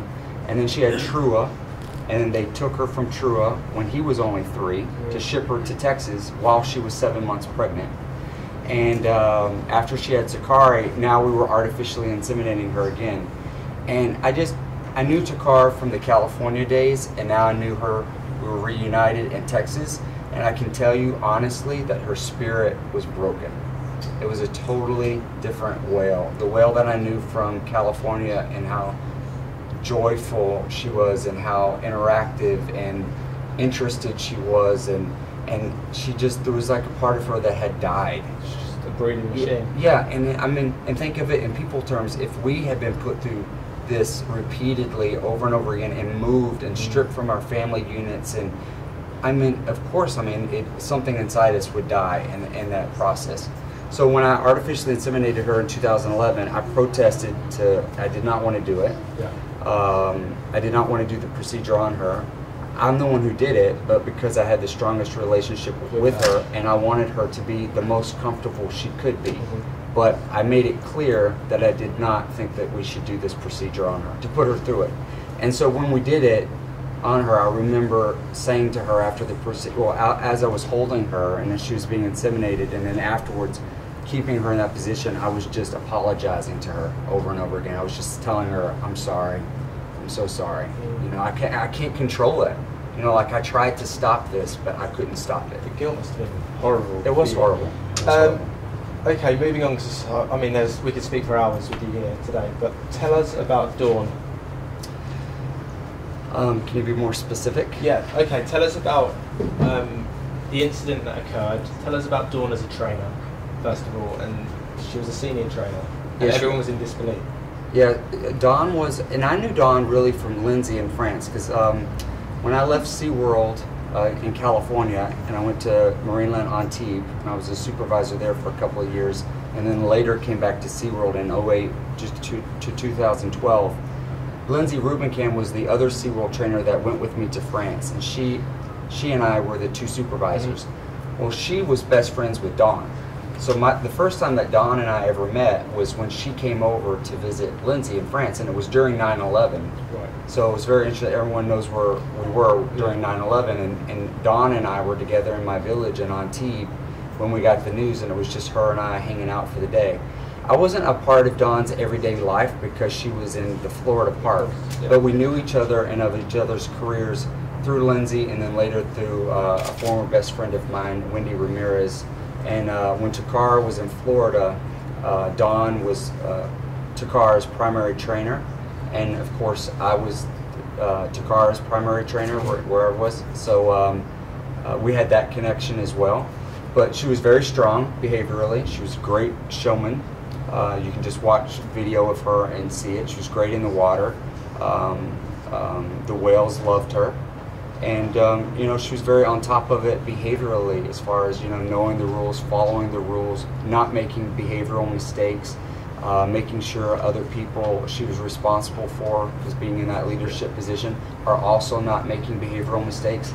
And that's why it was so shocking that that happened to her, because we had this belief system, once you get to that level of a trainer, when you zip up the wetsuit, it's almost like feeling like you're putting on a super suit. And I think that you know, once you zip it up, nothing's going to happen to me. Invincible. Yes, that you're invincible. I think you have to convince yourself to think that way in order to do what you do, because otherwise, if there's ever I don't even want to say fear, but indecisiveness in your decision making, you're screwed. Yes, it's going to cost you. The animals, those animals are so smart, they take advantage of it right away. Yeah. So if you don't make the decision, they're going to make it for you very quickly. So I had always believed, and I still believe it, but Don is a horrific exception, that there's always a way to get out of these situations, like even if it's ugly, because I've been in multiple waterwork aggressions, and you know, they get ugly, but just like with people, if you get in a fight with a person, at some point you start to calm down. At first you're in a rage. I don't know, maybe I'm just speaking for myself, but no. Okay, you understand? You haven't heard what Brits are like. Okay. Yeah, carry on. So at first you're in a rage and you don't see anything but who you're attacking, right? Same thing with the whales and an aggression. But then eventually calmer minds set in and you can be redirected. So during a major aggression, that's what's happening with my mind and other experienced trainers, is you're waiting for this animal to get to the point where they're calm enough that you can redirect them in a positive way and get out of this situation. There's a scene in Blackfish, which I need to move on to now, where one of the trainers has his foot in one of the orca's mouth, and the orca brings the trainer down and up, and he is completely calm. Is that what you're on about, where he's trying to wait for the orca to just calm down what he's doing? And that was PD with Kasaka, and that was Kasaka's last waterwork session. She was pulled completely from waterwork after that, even though that was before Don and Alexis were killed, because that aggression was viewed as so severe. And also, let's be honest, it's because the media had it. Okay. The media controls a lot of it. I'm being told to wrap up. I'm really sorry here. I want to ask you Blackfish. Sorry, in my ear they're saying we need to wrap up. You need to be somewhere. So I want to ask you, first of all, as quick as you can, Blackfish. What's it about? I think Blackfish, what it did was this long-standing debate. This debate has been going on for decades, but now it's in the forefront of mainstream consciousness. And I think this movie, that's why I believe in the power of media. You know, it has with editing and music and film, it has the power to draw people in. I mean, it can cause someone to become religious. It has a lot of power to it. And I think Blackfish and Gabriella did such a great job, because the way it was packaged with the truth, but the way it was packaged, it drew in people that might not have even normally even cared about animals or killer whales. But they saw it and they got sucked into it by the truth. Okay, so here I've pulled this from the SeaWorld website. Yes. And obviously it's caused a lot of controversy, but they've actually dedicated a whole time to trying to prove this wrong. Yes. Now I can see the smile on your face. I just want to read some of them. They claim that Blackfish employs false and emotionally manipulative sequences concerning the collection and separation of killer whales. Is anything within that program false, or is it all? During my career, and just off the top of my head, what I know of, we have taken 19 calves from their mother. Even though SeaWorld still has on their website, we do not separate mothers from their calves. We took 19 from their mothers, and only 2 of those were medically necessary. Now, it also says the movie relies on former SeaWorld employees, most of whom have little or no experience with killer whales, and others who haven't worked at SeaWorld in nearly 20 years. They're not talking about me. Well, of course. So, and you know, and this is but they try to attack me in other ways. This is the way that they try to attack Jeff and Sam and Carol and John. But the fact of the matter is that even though those guys haven't been at SeaWorld in a long time, our experiences are parallel. We had the same experiences. So whether or not that they left in 95 and 96 and I left in 2012, we saw the same things. Okay, all right. They're telling me that I need to wrap. I could speak to you for days on end. about this. We will wrap this up right now, but I want to ask you one question. What is the future of SeaWorld? I think it's over. The way it exists today, it's over. So I think they have a choice. They can change their business model and they can continue on in a different format. And the only way that's going to happen is they have to stop the breeding program. I think that society, where we are now, we are not going to tolerate anything less than them stopping their breeding program. So this is the last generation of killer whales in captivity. If they choose, the way they are doing now, to dig their heels in the sand and say, like Jim Atchison said, we're not apologizing for what we do or how we do it. If they keep up with that mentality, then they're going to go under. And I don't feel sorry for them if that happens. I don't think anyone feels sorry for them here, do they? John, it's been absolutely incredible, and I tell you, an absolute honour to be able to sit here and speak with you. Thank you so much for everything you've done. You've got a book coming out, I believe. It's available for pre-order. Do you want to tell them quickly about that? Just to that camera right there. Oh, sure. Beneath the Surface, so Palgrave Macmillan in New York is the publisher. In the States and Canada, it comes out next Monday. And then I just got an email from the publisher saying they finally worked out the UK deal. So they also will have worldwide English rights, so it will be in the UK. Perfect. The email thread said that it should be in major retailers as early as Monday. I don't know if they meant tomorrow Monday or the next Monday. So you should be able to get it online and in your whatever your major bookstores are. Yeah. It's called Beneath the Surface. Perfect. Okay, so just a little reminder, if you're touched by today's causes, then we would unbelievably appreciate any donations that you can give. You can donate £3 by texting WhaleFest to 70007. Text costs just £3 plus your standard message rate, and 100% of the donation amount will be received by Born Free on behalf of WhaleFest 2015. Please ensure you have the bill payer's permission. It's not my fault if you don't. If you aren't based in the UK, you can donate to, just head over to the World Cetacean Alliance website, which should be on your screens now. Right, have you ever wondered how difficult it is to make an award-winning BBC series on the world's largest reef system? Probably not. Either way, adventurer and broadcaster Monty Halls told me exactly how it's done. Check this out.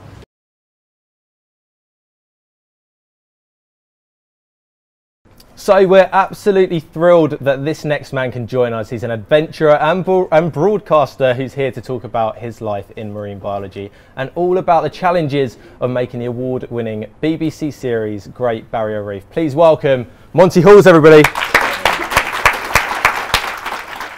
I mean, reading through everything here, you've worked for the BBC, ITV, Channel 4, Channel 5, National Geographic Channel, History Channel, Discovery Channel. Can't hold down a job. Yeah, whoa, absolutely, yeah. Yeah, well, it seems everybody wants you, that's the thing. But what I'm interested in, you're an ex-Royal Marines officer. So it's quite a drastic change from going from being a Royal Marines officer to working in the marine world. What happened there? What was that transition? Well, strangely enough, it isn't that big a transition really, because most of the guys who join something like the Marines are all outdoor fanatics. They're all into their climbing and their kayaking and their diving and their boating and all that. And those are the types of people you end up joining an organisation like the Marines. So to finish a career in the Marines, where I hasten to add, I served the only 8 years in the 350-year history of the Royal Marines where they never went to war. I did nothing of any just as well, though, because you're here today. That's yeah. I mean, extraordinary what the guys are doing now. But it gives you a very good grounding in terms of operating in remote environments and operating with teams. And that is a very good grounding to go on to wildlife filmmaking. Absolutely. But was there a defining moment that made you switch from thinking, you know, this isn't the life that I want to do anymore, I want to go into marine biology? Yeah, what was that defining moment? Two. Tell me. I remember them vividly. Tell us. One of them was running up a beach somewhere on a military exercise, and I took cover on the beach, and it was all going off around me, and there were helicopters flying overhead and a landing craft and people running, shouting up the beach, and I glanced down, there was a rock pool.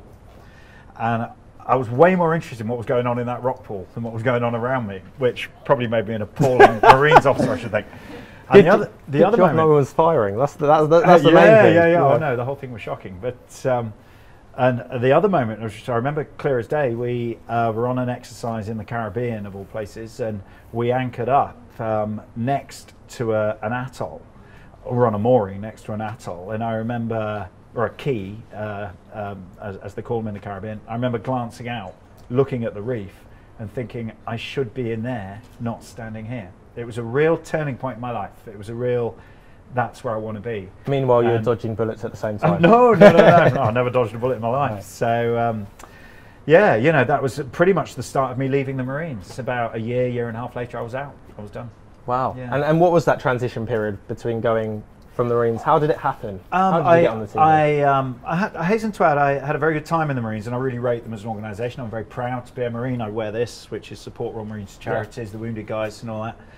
So I wasn't having a bad time there, but I left and became a mature student at Plymouth Uni, doing a marine biology degree, and I was one of those annoying mature students who sat at the front, shushed everyone, asked questions after the bell, all that sort of stuff, and had a fantastic time for 3 years at the uni, but paid my way through uni by running expeditions. And so that all married up when I left by using the marine biology degree, using the experience of being in the Marines, working with teams in tough environments, and I ended up leading several camera crews in various places. And one day the camera turned around and I babbled away. And it worked so well for you. Look at you now. Yeah, now you're on the WhaleFestLive lounge. You've hit the peak. Yeah, now, that's absolutely. It. But tell me, Great Ocean Adventures. It was great. Yeah. It was phenomenal, in fact. And tell us a little bit about the making of that. What went into it? How did it happen? That was one of the things I always say to people who want to get into this is I say just do it yourself. Just get out there and do it yourself. No one's going to walk up to you and say, we've got a film, we want you to be in it, and here's a film shoot, and we're all waiting for you. You've got to do it yourself. And I was essentially, when I finished my degree and I ran this expedition company, we must have made £10 a year sometimes £12 a year, you know. It wasn't like a massive business or anything, but it was my apprenticeship in running these projects. And one of the projects we put together was a thing called Totally Wrecked. And Totally Wrecked was going around the world diving the 10 greatest shipwreck sites in the world. Wow. With a team of divers, and they paid to come along, and I led the expedition, and we filmed it all wobbly handheld cameras and just jumped in and filmed whatever happened and produced a DVD of it, which I'm selling to this day. I'm flogging that wheezing And is it doing well? It's still? fine. There yeah, we go. You know, I sell, that's the main thing. Oh, I sell sort of 4 or 5 a year. And, no, make it 6. I'm buying. That's fine. But it suddenly made me realise that there was this thing of leading groups and just filming the process that broadcasters might find interesting. Yeah. And so I put together a thing called Swimming with Giants, where we went off around the world to try and swim with the big charismatic animals in the sea. And had 14 divers with us, and Channel 5 said, oh, we'd like to film that. And so a film crew was bolted on at the last minute.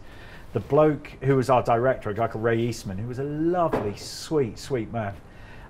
The shows Ray had done before all tended to be sort of lifestyle shows, fashion shows, location. So completely different. Never been in a boat, never filmed an animal.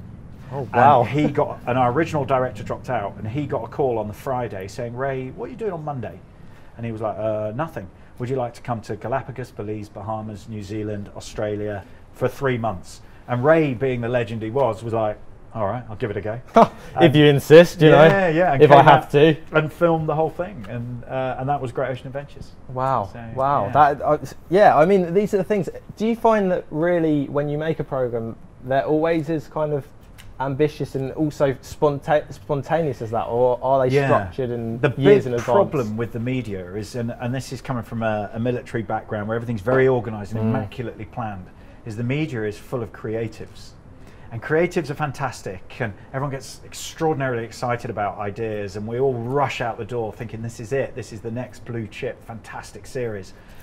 And then something like a blue car goes past, and we all get really excited about that blue car and immediately forget about whatever it is we've just...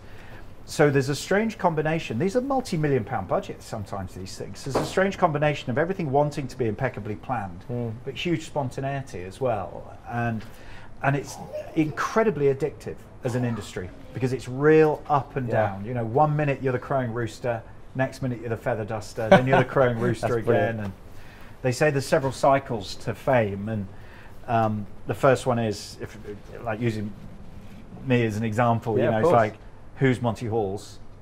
Get me Monty Halls. Get me the new Monty Halls.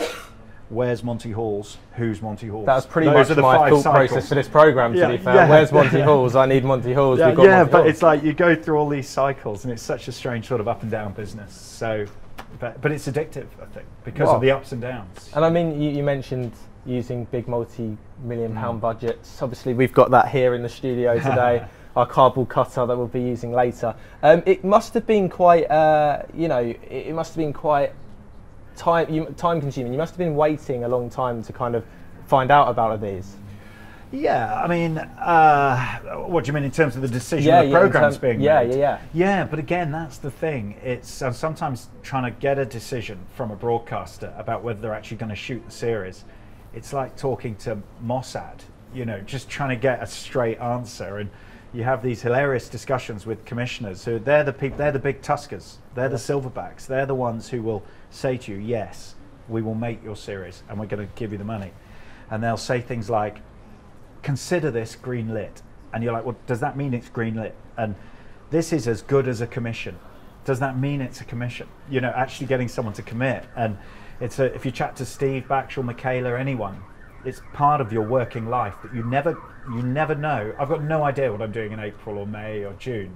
The 3 or 4 projects which are lined up. Wow. That you only find out sometimes only weeks before. Tell us about the Great Barrier Reef. What was it dangerous? How long did it take? Tell us all about it. Oh well, I mean, the film crew were out there for 18 months. Right. The aim was simple, and there's very few things I think we do in the UK that we can describe as truly world class. But I think those Natural History Unit documentaries are truly world class. And you've got to have David Attenborough's voice, haven't you? Oh, well, man. Yeah. When Bricks, the director, lined me up for it, he was like, mate, you're going to get slaughtered because you're not the big D. You're not Whispering Dave. You're the big M. You're the big M. Just doesn't work. I'm a small M. And, massive M. Yeah, so it was a huge undertaking. The crew were out there for a year and a half. Wow. Filming the length and breadth of the reef, filming new animal behaviour, filming things that have just never been seen before. I was out there for 6 weeks, but the 6 weeks was basically coming in and doing those links. Yeah. That here, That was a good little impression. That. Thank you. I enjoyed that. An extraordinary experience. It's like the ultimate dive holiday. The ultimate. You're working with experts. You're seeing parts of the reef people haven't seen before, and it was an amazing experience. And it was a real privilege to film that series, particularly as the Great Barrier Reef is in trouble and potentially is disappearing. So there are some people who say it won't, 40, 50 years it won't be there anymore. So we're the last generation to record that system. When you were there, did you see any cetaceans there? Were there many? Yes, dwarf minke whales. Wow. Got that far away from a dwarf minke whale. Oh, incredible. I mean, really, chin to chin, and we'll show the footage later on. And what's that like, that experience, being chin to chin with one of these beautiful creatures? Utterly mind-boggling. And the big problem is you've got a camera on the boat. And so you have this experience with this animal the size of a bus coming up and just looking at you, and the intelligence and the eye, and it is everything everyone says, and I speak as a hairy-bummed Royal Marine, It's an incredibly Royal Marine. It's incredibly spiritual, and it's incredibly moving, and then you put your head above water and there's a camera, and you're supposed to do a reasonably erudite piece to camera, and all you want to do is cry or sing, and thank goodness didn't do either of those, but it's just miraculous. And as everyone here will vouchsafe, of course, the whole reason we've all gathered together is to celebrate cetaceans. Yeah. And part of it is the way they move you. And what is it for you? How does it, why does it move you? Why cetaceans? Why do they move people so much? Undoubted intelligence, undoubted power. When you swim next to a humpback, that their fins, their pectoral fins are 16 feet long. They could kill you like that, and they don't even touch you. They're so incredibly gentle and careful around you. They're aware there's this piece of plankton in Speedos floating around beside them, and they're aware that if they club you, they'll kill you. So they do anything to avoid hitting you. This massive animal. So there's that empathy there. And the thing I always think is, would it work the other way around? If, with us being big and little animals, are we always incredible? No, we're not. You know. So there's a lot going on there that kind of, and the whole thing with captive whales and dolphins, which is a big thing for me, is I think future generations will look at us the same way we looked at ancient Rome with animals in the Colosseum that would fight each other for their entertainment. Well, that's the way future generations will look at us, that we take these incredibly intelligent animals that communicate with sound. Barbaric almost. Yeah. And we put them in an echoing concrete box until they die for our entertainment. Absolutely.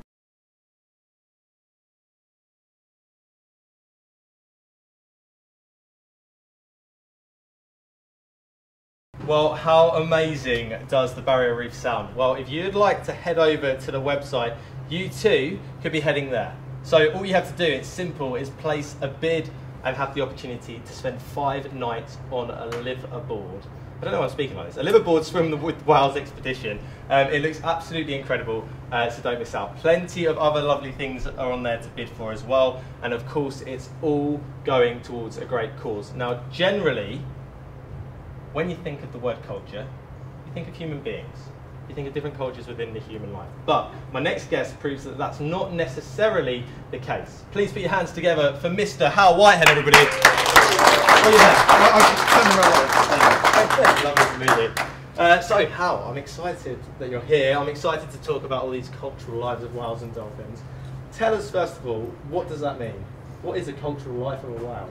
Well, first, culture. Yeah. Culture, right? Let's start with that. Yeah, culture.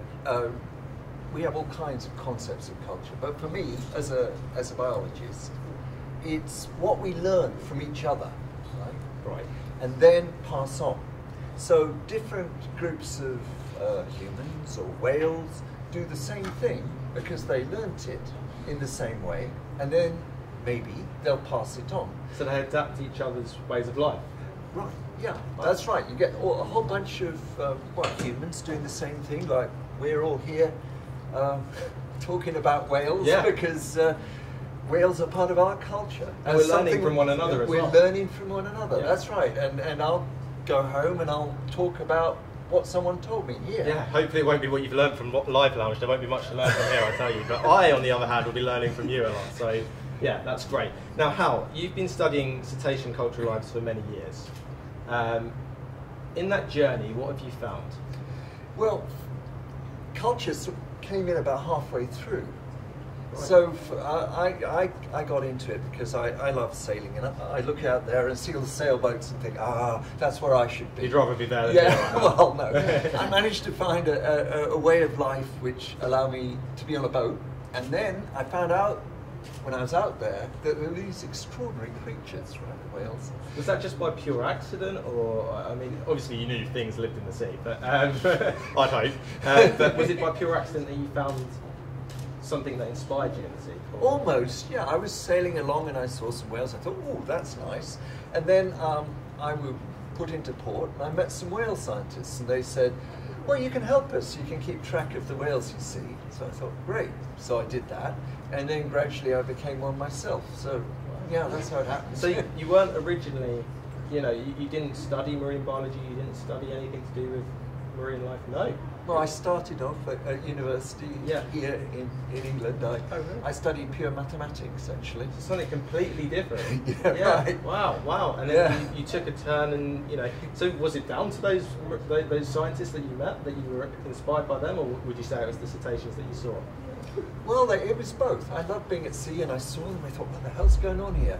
And then they started showing me ways we could try and look into their lives. Yes. And that's what I've been trying to do ever since. So, what drew you to your research? Let's talk about your book to start with, The Cultural Lives of Whales and Dolphins. I don't know if you can see that. It's right here. I don't want to. There you go. Right there. I'll do the pose. Tell us a little bit about this. Well, initially, what I was interested in was the soap opera of the whales' lives. I'd see two whales swimming along together. I think, why are they together?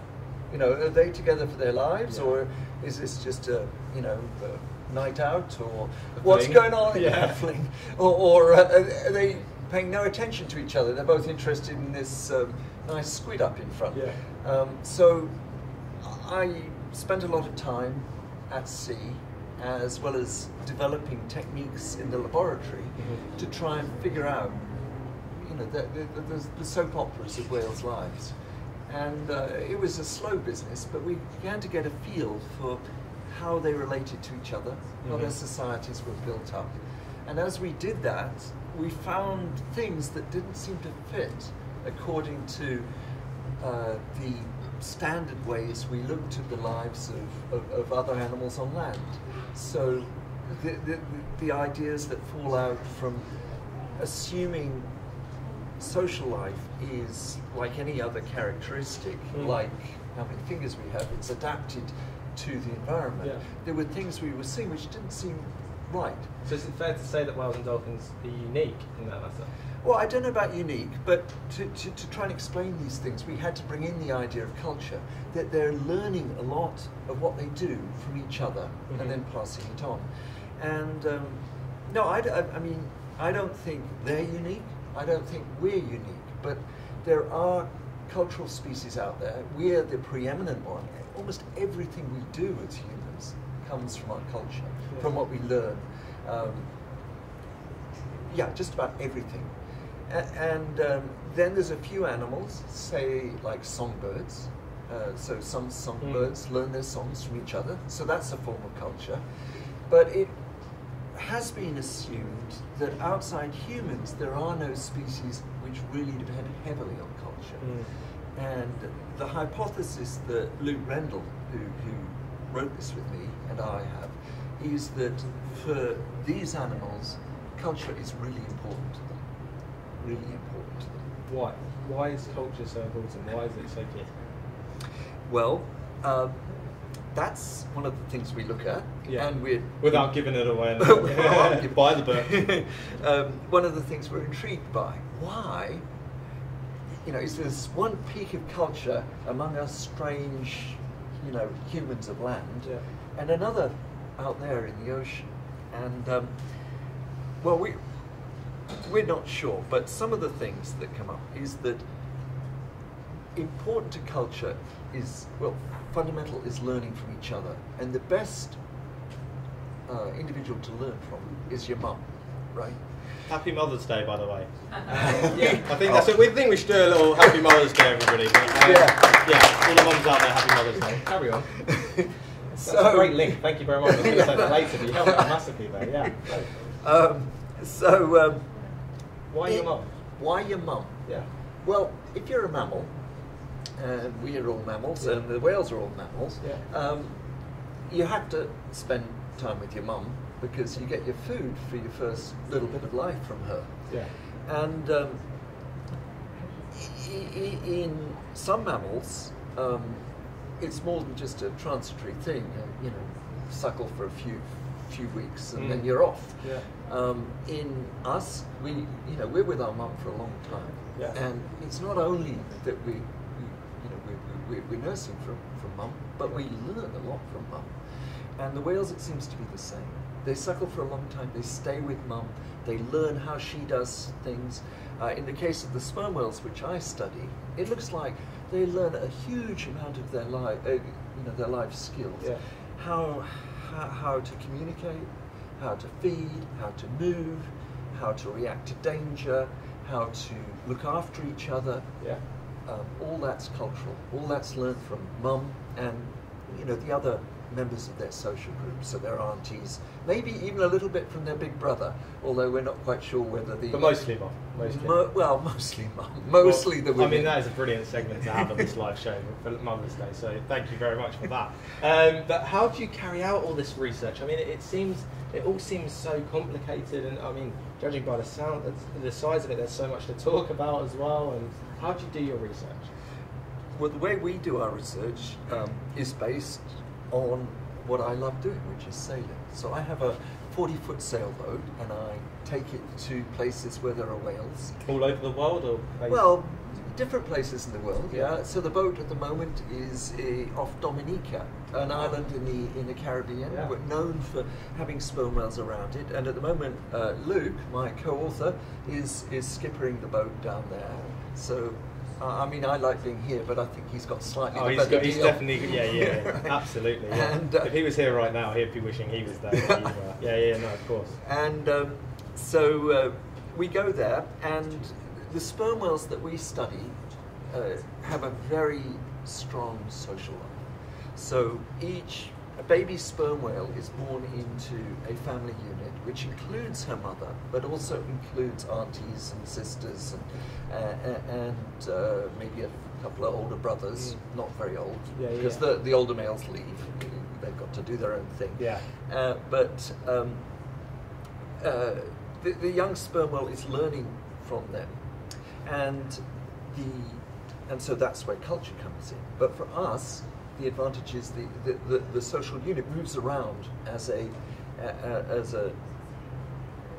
discrete thing in the ocean, and it signs its presence, because sperm whales have at the front of them this enormous nose.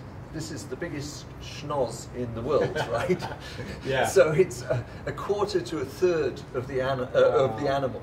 And there's been a long debate among scientists about what it's used for. In fact, it's called the spermaceti organ, which is why the sperm whale got its name, right. because some of the early whalers had a very poor feel for anatomy.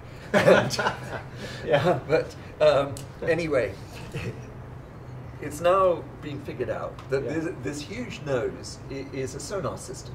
So it's a system designed for making the most powerful sound in the animal world.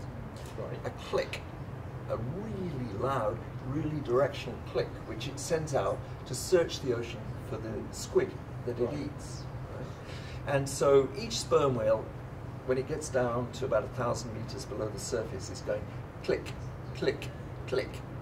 And if you're right in front of it, it just sort of, your whole body goes, whoa. Yeah. But we in our boat can be, say, 5 kilometers away, and we can hear them very well. And so you can follow this family of sperm whales around just by listening underwater using an underwater microphone. Yeah. And we listen and say, oh, they're over that way. So then we start steering the boat over that way. And we can follow them like that for up to about, well, our record is 2 weeks solidly following a group of sperm I whales. must have told you that they're getting fed up if you following them. Yeah, well... If you were following me for 2 weeks, I'd be like, well, that's enough, isn't it? We try to be discreet, but one wonders. And okay, all right. Well, we have to wrap it up there, sadly. There's so much to talk about. One quick question. I spoke to you about this before. It's from @Stupot Marine conservation zones, are they good for whales and dolphins? Marine conservation zones are the way to go. We need to protect bits of the ocean for the animals. I've been lucky enough to work in 2 of them. One off Nova Scotia and one off the Galapagos Islands, and it's a real pleasure to work in an area where you know there isn't going to be any fishing, there's going to be no oil exploration, and the whales and other animals, sharks, turtles, whatever, can swim around and do their thing. And we need to protect a lot more of the ocean in this way. So so they're right on the target. In answer to your question, Stupot Collier, yes, they're great. Final thing, please, would you mind promoting your book to that camera right there, and just telling us about it, where we can get it, etc. Okay, this is the book that Luke Rendell and I have written, The Cultural Lives of Whales and Dolphins, and it gives our perspective on the importance of culture to these animals, to the whales and dolphins, and we think that culture is vital to them. A whale or a dolphin is nothing without culture. So I hope if you're interested, you might want to buy it. You can go on Amazon, or you can go to the University of Chicago Press website, and you can buy it there. And we'd be most grateful.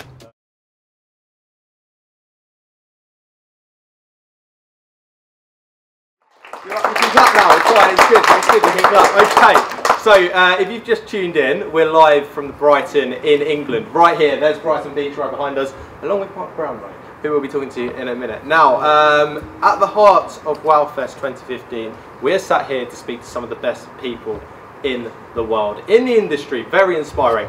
And we'll also be sharing that all-important message that all whales and dolphins should be wild and free. We still have some really inspirational people to talk to, as well as the second part from yesterday's interview with the incredible Ric O'Barry. We may also be seeing him in person later on, so make sure you stay tuned. Now though, here to talk about the new BBC's new underwater wildlife blockbuster, Ocean. Please welcome BBC series producer Mark Brownlow. How are you? I've got a microphone there so everyone can hear, so we'll just bring that over, turn it on. Is it on? There should be a little... Have we got a bit of flex here? Okay, we're good. Is there a button for you to press up? There we go. 1, 2, 3. Perfect. Here we go.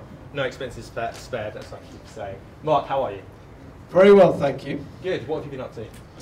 Really enjoying listening to the incredible range of speakers you have here at WhaleFest. I was here 4 years ago giving a talk on Ocean Giants, a series that we made at the BBC about whales and dolphins. And I've been blown away by how you've grown in scale and stature over the last 4 years. And I think it's becoming a real movement, and it's a real privilege to be here again. Well, it's a privilege to have you. It's an honour to have you. So you were here talking about Ocean Giants. Now you're talking about a new series that you're producing, currently producing right now. You've only just recently started, Ocean.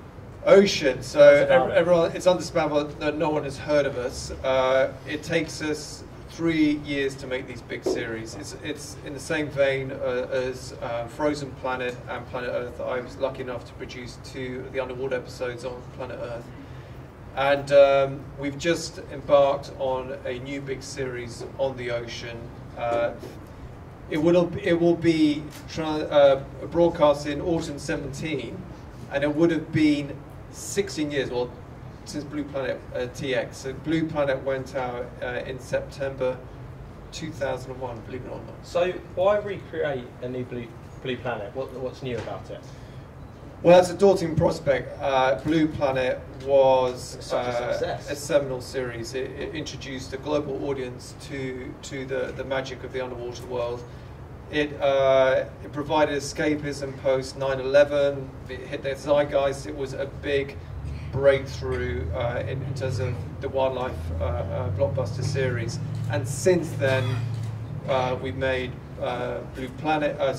Since Blue Planet, we've made Planet Earth, Frozen Planet, and now this is the new one. So the key question is, why do another big underwater series? Well, a lot has changed in the last 15 years, for the better and for the worse. The level of exploration in the oceans has outstripped anything that happens on land. Every year, 2,000 new species of marine animals are discovered.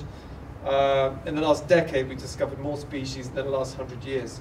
So there are incredible new stories out there to be told. And how do you go about finding these animals? How do you go about knowing where they'll be?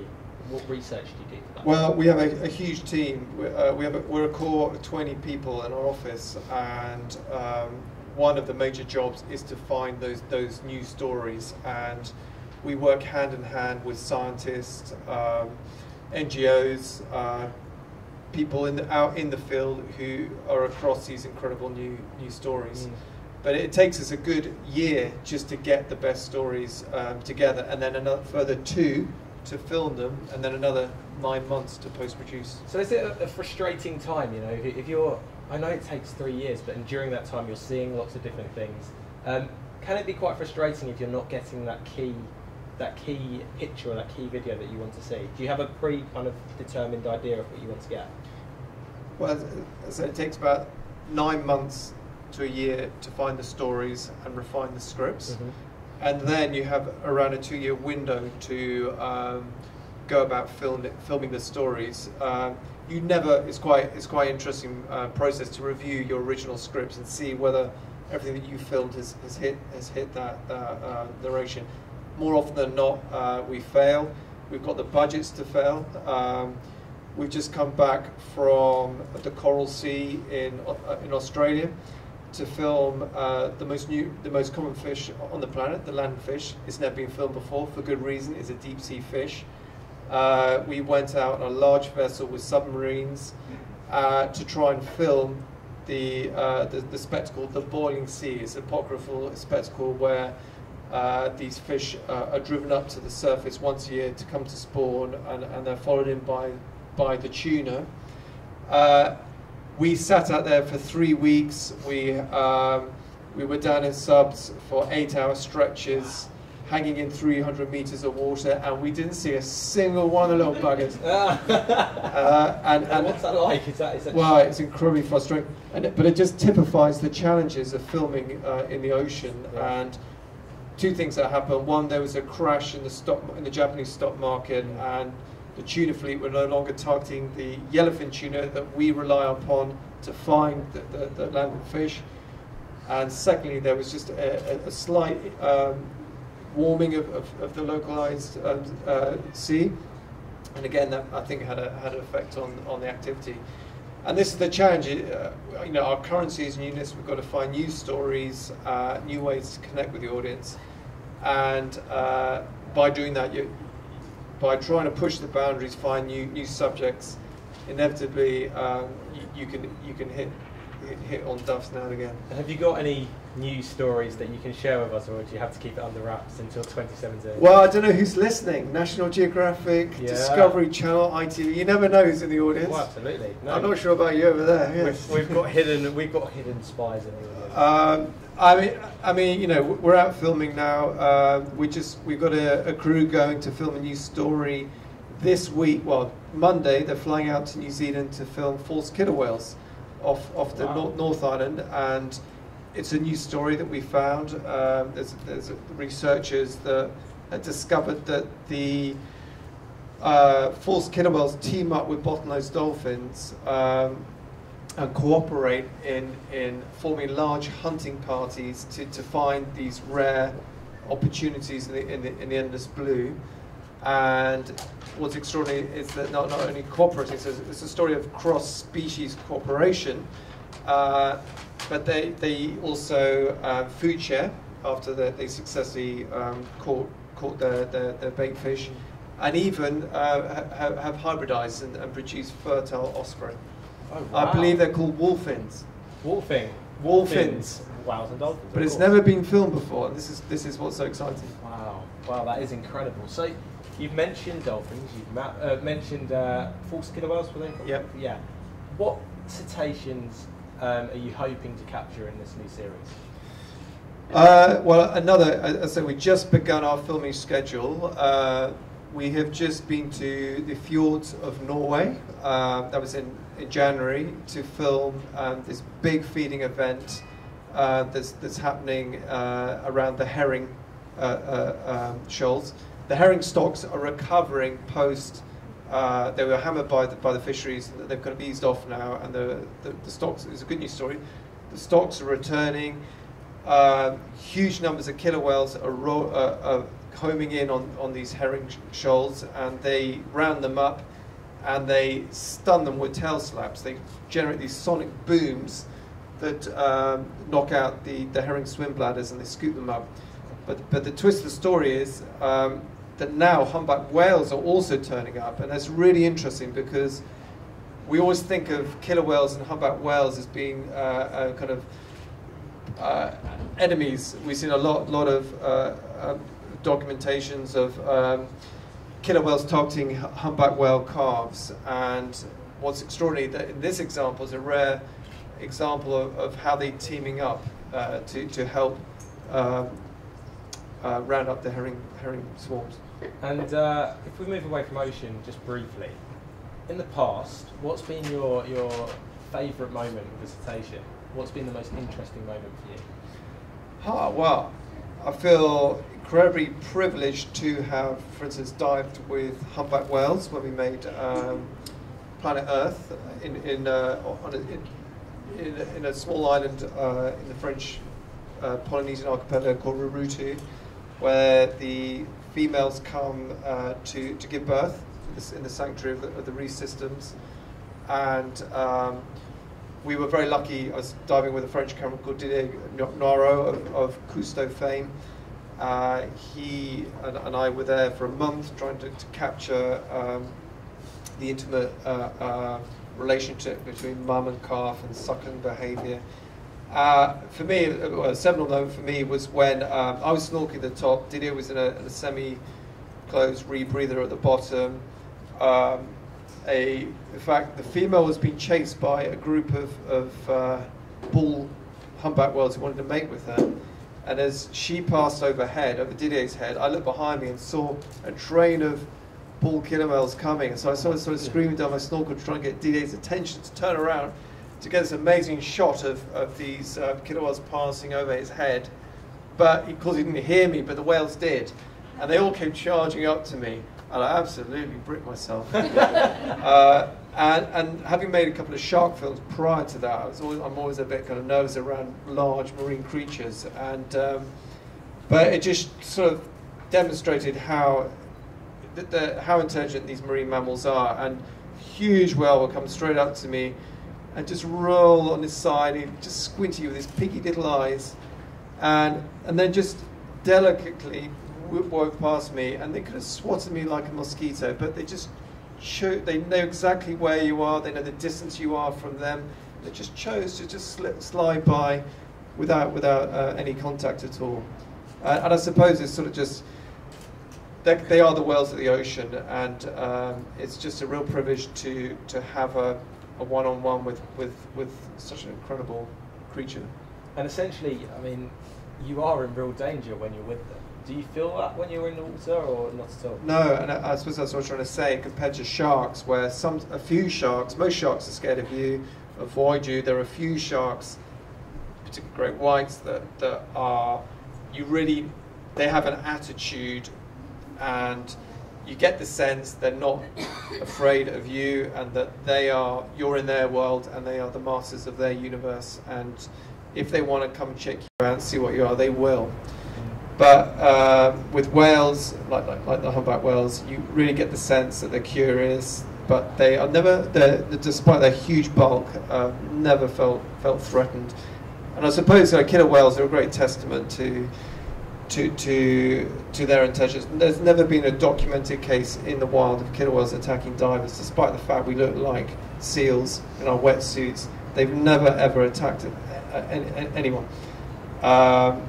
And that again is quite extraordinary. So this is quite a valid point that you've brought yourself onto here. That when you look at the likes of SeaWorld and other marine parks, and there have been documented cases of injuries or even deaths in captivity with trainers, do you put that purely down to captivity? I don't really want to get sucked into this whole debate. I mean, there's no doubt that it's an unnatural situation to have these extraordinarily intelligent, massive creatures penned into these tiny enclosures. It's no great surprise to me that you get abnormal behaviour as a result of captivity. That's fine. Yeah, no, that's absolutely fine. So how do you tackle the issue of conservation within things like ocean, and how do you tackle that issue? It's a really good question. The Blue Planet was criticised in its day for not being more overtly conservation orientated, and things have moved on since then. Modern blue chip has an important role in messaging the big environmental issues, but it has to be done cleverly. The global outreach for this series, we are hoping, will reach 500 million people. You can't reach 500 million people if you make hard-hitting environmental programs. And so we have to engage the audience with telling personalized stories of underwater characters, and that you can empathize with, bring people in with universal themes of parenthood, trying to find a mate, feed your young, defend yourself against predators. You want to use humour to engage the audience. I think it was the Daily Penguins in Frozen Planet proved that point, when they were trying to steal the rock piles off each other. I mean, that was a big hit in the social media. So in modern natural history, we've got to give people privileged access to new worlds, tell new stories, make them feel like they're seeing something new, refreshing, but at the same time make conservation points without sledgehammering them. So you talked about characterising these animals and building a story with them. Do you ever find that you become emotionally attached to these animals, or do you try and distance yourself from the story? I mean, there's an ethical code of conduct where we just have to observe and not get involved in what's unfolding.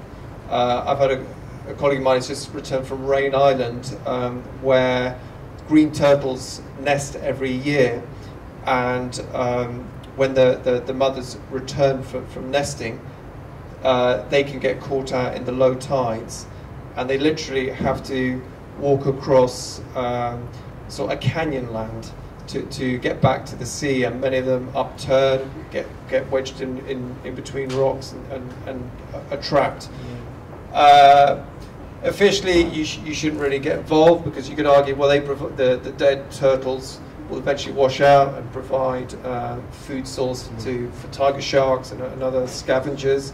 I have known colleagues who have helped tip them back in the ocean. It's so hard not to, yeah. I mean, we're all humans, and you know, ultimately, you know, we have hearts. Of course. Well, I'm glad to know that. I'm glad to know that. But Mark, thank you so much for coming along today. It's been great. And Ocean's out in 2017. Correct. Thank you very much for having me here. No, not at all. Give them a massive round of applause.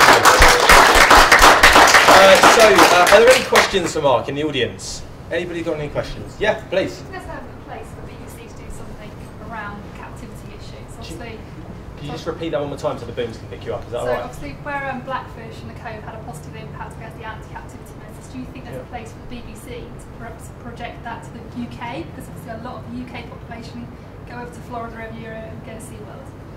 Yeah, it's a hot topic of debate within my department. We're always asking, how can we make conservation films within the BBC platform? Commissioners, I hope they're not listening, I hope they are listening actually, that they have an aversion to conservation subjects. They in the past they haven't proved crowd pleasers. It's hard to get the audience to tune in to overtly conservation-led stories.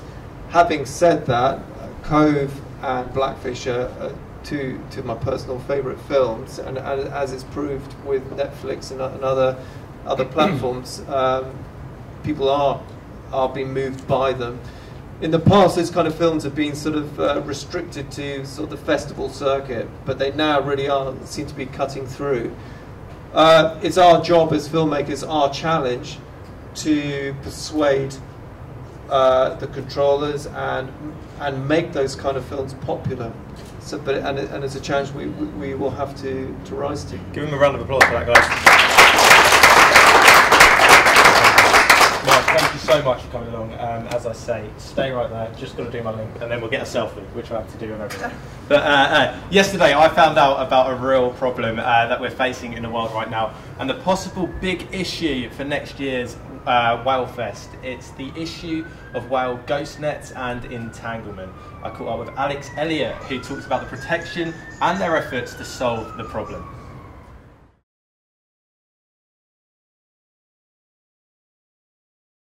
Ghost nets. Any idea what that is? No? Well, it's one of the biggest problems in our oceans at the moment. So to tell us all about it, please welcome Alyx Elliot from the World Animal Protection. Is that correct? There we go. Give her a round of applause. So, if you're like me, you may be wondering, what are ghost nets?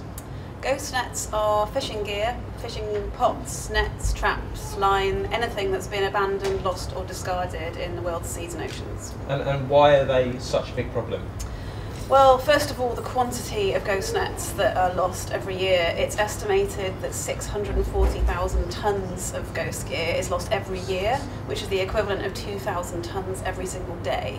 It's a staggering amount of marine litter. Obviously, there's a range of marine litter issues which are of concern, but for us in particular, this is of concern from an animal welfare perspective. Because it's a real threat to whales, dolphins, turtles, many other animals which can get entangled in this gear that's floating around in the water column, on the seabeds, on the surface or on our beaches. They can get entangled or they can choke on it. Ultimately, it can result in thousands of deaths every year. And is this a real problem for the UK, or is this is it a global problem? Is it a local problem? What's the issue? Both, absolutely. Really? Yeah. It happens all over the world. Essentially, where there's fishing activity, gear gets lost. It could be because of bad weather, it could be because gear gets tagged up on wrecks or on other features of the sea floor. Yeah.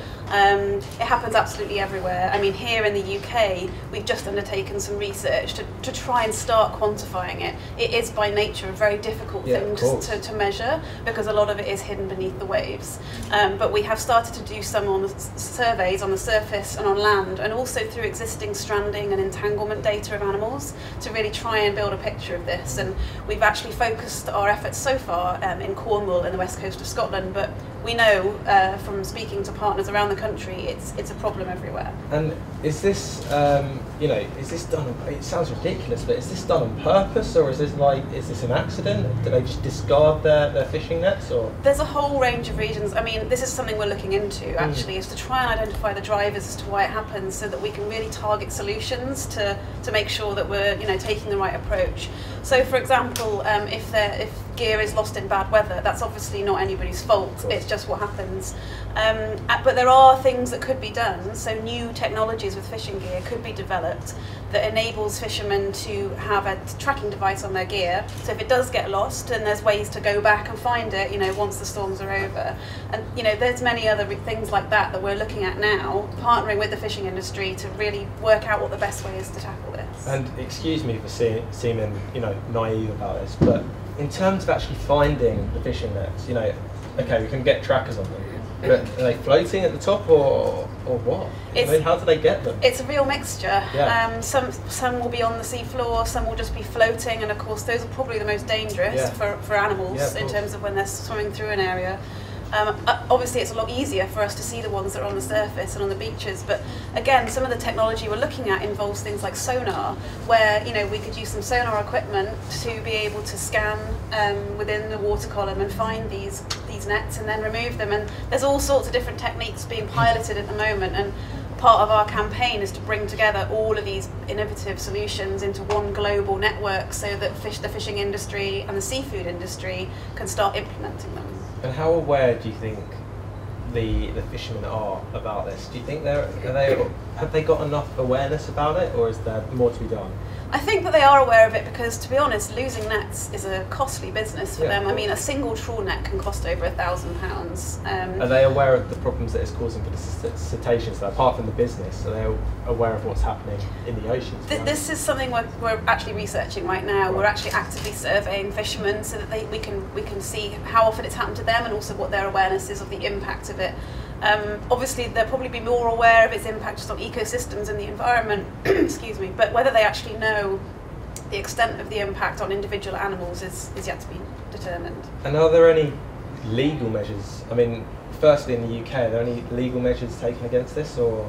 It is illegal to discard or abandon fishing gear already. Obviously, it's difficult to monitor compliance with that. Well, that's the issue. Is there intent behind it? No, well, absolutely. But in terms of there isn't any other laws in terms of making sure that there is enough resource, in other words, to go and police it. Right. What we're trying to do, though, is to make it easier for fishermen, basically, to bring back their end-of-life gear and to recycle or dispose of it responsibly. And obviously, you're saying the cetaceans and animals are being affected by this, but specifically, what animals are being affected? How are they being affected? Okay, well, it differs all over the world, obviously, depending on where species are and which ones are passing through hotspot fisheries. Here in the UK, we know, for example, that in the southwest, seals in particular are affected. Down there, they have one of the highest rates of entanglement in the whole world. A lot of that is because there's a huge seal colony down there. And up in Scotland, it's much more that minke whales are being affected. We've also heard tales of leatherback turtles being affected, and it's known that gannets all around the coast are actually using fishing gear to create their nests. The upshot, though, of that is that they have their young, they hatch, and many of these new hatchlings get entangled in fishing gear as soon as they come out of the egg. Yeah. So yeah, it affects a broad range of species, and it can affect them in so many different ways. Whether it prohibits their movement because it gets tangled up in their body parts. Yeah. They could choke on it. I mean, I've just actually come back from Cornwall having seen some seals that between Christmas and the end of January, there were 5 seals that were actually found with evidence of entanglement. 2 of them, one of the worst that they've ever seen at the Cornish Seal Sanctuary down there. They had monofilament and net wrapped right round their neck. One of them had net that was 9 meters long that it was trailing behind it. The other one had monofilament that had cut in so deep it had almost decapitated the seal, and it had been living with this for who knows how long. So it could survive. So out of the 5, 4 of them have survived, and I was actually down in Cornwall 2 days ago when they were released. And so the work of people like British Divers Marine Life Rescue in finding these animals, getting them to the vets, getting them sorted is so crucial. But seeing those injuries, I mean, it makes you realise that it's not just that it's an inconvenience for these animals. I mean, this is threatening their lives. Yeah. Exactly. And do you think it's do you think it's important to show, as graphic as it may seem, these sort of images? Is it important to share this with the population so that people are aware of it, or is that a dangerous thing to do? I think there's a time and a place. Yeah. I think we wouldn't be out to be sort of showing upsetting pictures to people. But sometimes when you need to actually get across the strength of the severity of the problem, then absolutely that might need to be done. But yeah, it's a kind of a decision you have to make. So how can we educate people then? How can we inform people and help this to be resolved? Well, World Animal Protection has launched its Sea Change campaign, which was launched last year here in the UK, but it is a global campaign, so anyone all over the world can get involved. You can sign up to our email updates. You'll find out everything about the campaign, which is at worldanimalprotection.org.uk/sea change. And on there you will be able to access all the different things we're doing. So for example, at the end of this month, we're partnering with Surfers Against Sewage to do a series of beach cleans all around the UK. And at those beach cleans, people will be able to upload their ghost gear sightings to our new website, which is creating a global map of ghost gear. You can come and have a look at that on our stall if you're here. If you're not, then again you can go onto our website and access that map and have a look at how easy it is to tag. I think have we got it right here? That's actually our report. Bring it over. We'll put that on there. Thank you. Yeah, I'll give it to you back, don't you worry, once I've had a read. This is our global report on the scale of ghost fishing gear worldwide. Can you see that right there? You could also download that from our website. We've got all sorts of resources on there that will be useful for people. Okay. But so where can they collect this, sorry? On our website, so worldanimalprotection.org.uk / change. But yeah, we're going to be, over the next few months, there's going to be all sorts of things people can do, whether it's beach cleans or helping us to lobby the UK government, helping us to lobby seafood retailers. If you sign up to the campaign, we'll be able to keep you up to date. Fantastic. Thank you very much indeed. Give her a round of applause, everybody.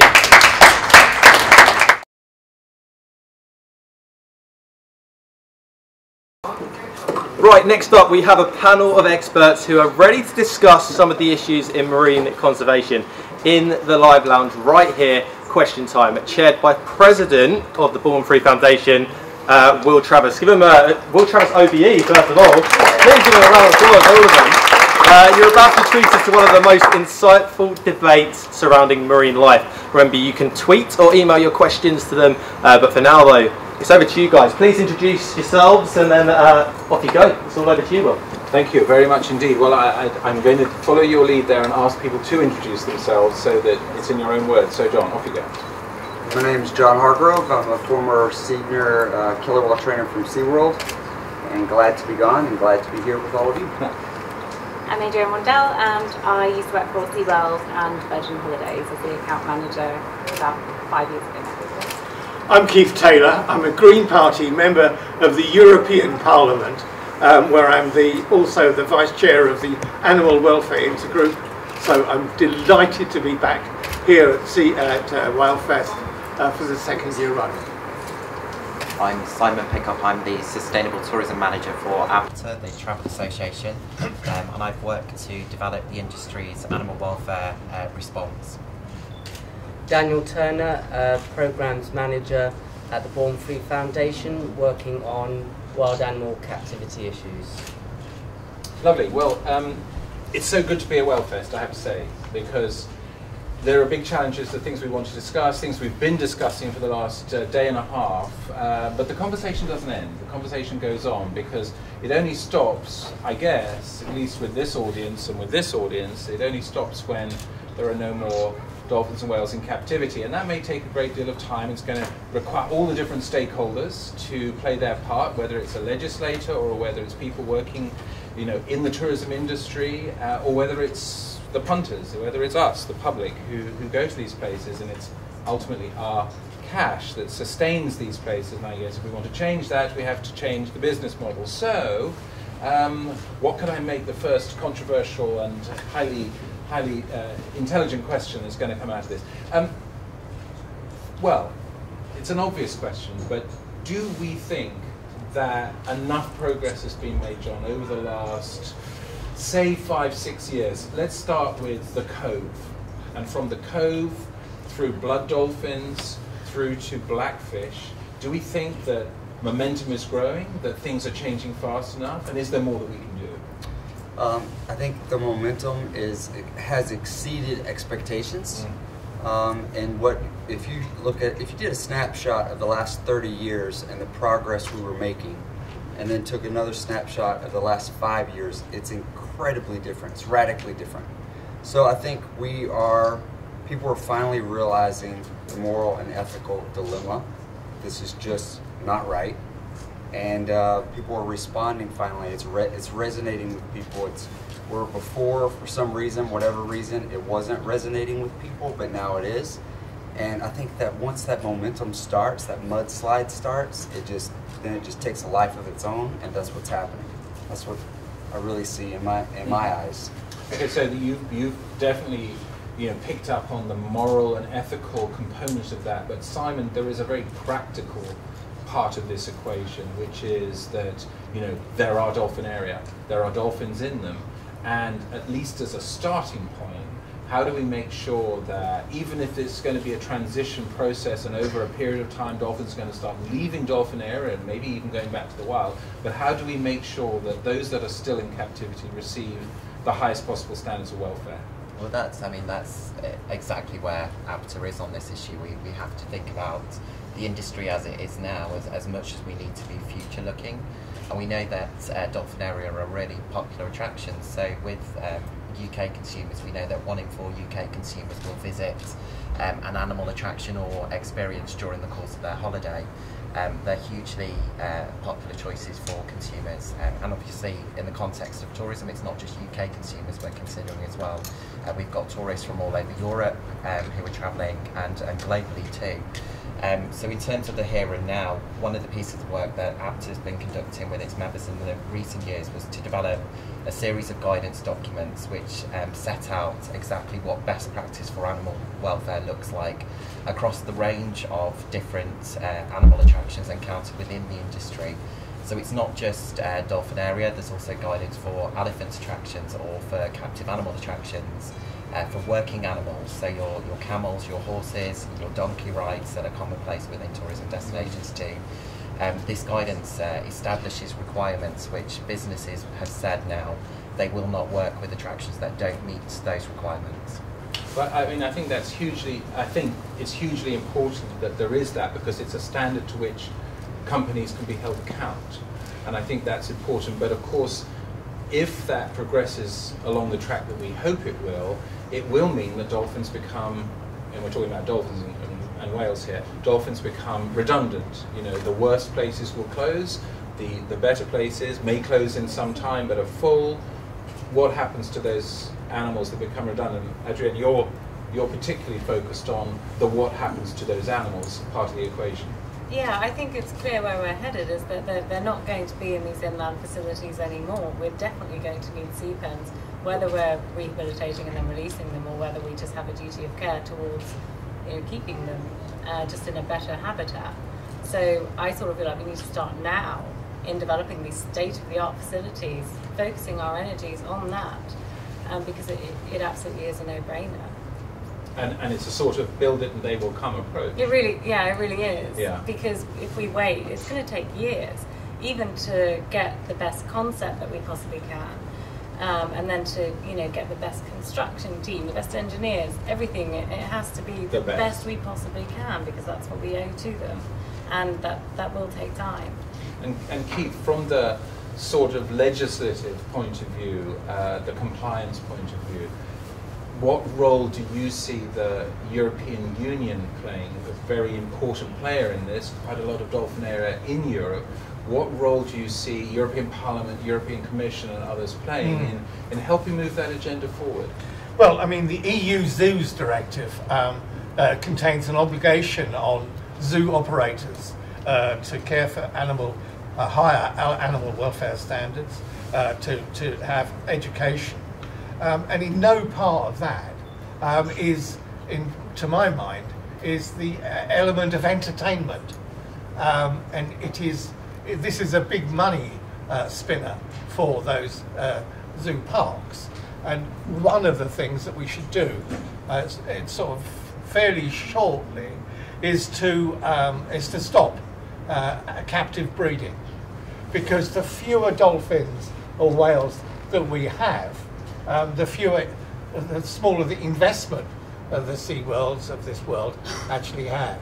And what we need to do is to mount the pressure, the three-pronged pressure, within the legislative frameworks, within after the travel guides, and within the public, because there is no public appetite for what is increasingly being understood to be cruelty, to be animal abuse. You know, we're taking these creatures out of the wild and we're locking them up. Now, we do that to human beings when we put them in prison. And those human beings have every opportunity to mount a legal defence. But where's the defence for a dolphin? It's not guilty of anything other than being a dolphin in the wrong place at the wrong time. And this is wrong. And what we need to do is to add the voices to the coalition against dolphinaria, and we need to pursue the point. We need to make the legislation that already exists work better. Okay, and I think that's a very good point. And Daniel, I'm sort of slightly controversially, does that mean we have to seek to reclassify places that keep dolphins in captivity as circuses and not zoos? Thank you for that question. Well, I mean, we've got 33 facilities in Europe. 32 of them come under the Zoos Directive that Keith referred to. One of them, in Bulgaria, they recognise dolphin facilities as circuses, and they've licensed them as circuses because of the performance style that they have. That government is actually asking Warm Free and others to help them change that law into zoo legislation, because that government doesn't want the performance angle. So they're wanting the facilities to meet the requirements of public education about conservation and species conversation. So I sort of think that begs the question, can a dolphinarium, and many of us either worked in them or been to them, and many of the audience have been to them as well, can a dolphinarium deliver a non-performance related product? In other words, can it be a serious zoological institution, or does it rely so heavily on the performance part of the agenda that it can be nothing but a circus? And were it to be classified as a circus, for example, in the UK, it would mean that the use of wild animals, which is going to be outlawed in the UK by the end of 2015, you would never ever have a dolphinarium in this country in the future, even if someone wanted to build it, because it would be a circus and you can't have circuses with wild animals in it. Well, I can't speak from a US perspective, and John will probably help me with that, but as far as an EU perspective, if we took dolphinaria and we re-legislated them as circuses, then they would be in a worse situation, because the majority of countries do not have robust legislation focused on the needs of the animals in a circus environment. But we do have good legislation for animals in zoos. The problem is the enforcement is not happening. Right. Well, in America, we have the Marine Mammal Protection Act, and these animals, captive dolphins and killer whales, are only supposed to be in captivity if there is an education component. So this is just a loophole for places like SeaWorld. Make no mistake, it's just a mask. I did these shows for 14 years. There is no education content in these shows. And in fact, it got worse even as my career went on. So instead of progressing forward and putting more education in, we went backward. And at the end, when I resigned in August of 2012, we were actually doing dance steps to choreograph numbers. We were not allowed to end our interactions with the whales when we behaviorally needed to make the right choice, but when the musical cues wanted us to end it. And we were in these ridiculous sequined wetsuits doing dance steps and having killer whales jump and touch a plastic ball. Now, you tell me where the education content is in that show. It doesn't exist. So it's just a mask. They just use it to say, oh, we have the right to keep them in captivity because we're educating the public on what? How to touch plastic? Just, it's not there. Okay, so, I mean, what I'm sensing is, and here's a sort of slightly different question, and that is that the public mood is driving. I'm not sure whether it's the politicians that we elect who are leading the process or whether the politicians are being led by public mood, but it sounds like the game is up, just when, not if, in the States and in Europe. The question now is, what about those big emerging markets, China, for example? And I don't know about Cetacean in China, captive Cetacean in China, but I know, for example, that Zimbabwe has caught 40, 50, 60, depending on which outlet you read, 50, 60 elephants that have been caught calves to go to China for the captive industry. So China seems to be, is a huge market. It's a huge problem. How do we persuade, educate, help the Chinese population understand that just repeating the mistakes that we've made in the past is not progress? Well, I'll just chip in on that, because we can't possibly approach the likes of China or Russia if we haven't got our own ducks in order. Right. If SeaWorld is still operating and other facilities in the way that they are, we don't have a leg to stand on, and we need to lead the way. And that's why it is so important that SeaWorld do start doing something different with their business plan, something with a bit more integrity, something more meaningful, because it sets the standard for the issue globally. And that's where ultimately we want to get to anyway. Simon, sorry, Daniel, and then maybe Simon. I mean, I agree with that, but I don't think we should sit back and continue to allow China to build new dolphin area. They're wanting a dolphin area in every capital city throughout the massive country. So we have to find ways to communicate the fact that putting Cetacea in captivity is not the way to progress. The way to progress is to keep these animals in the wild and protect them effectively in the wild. And through parliamentarians like Keith and others in the European Parliament, there are delegations going to China and going to Russia.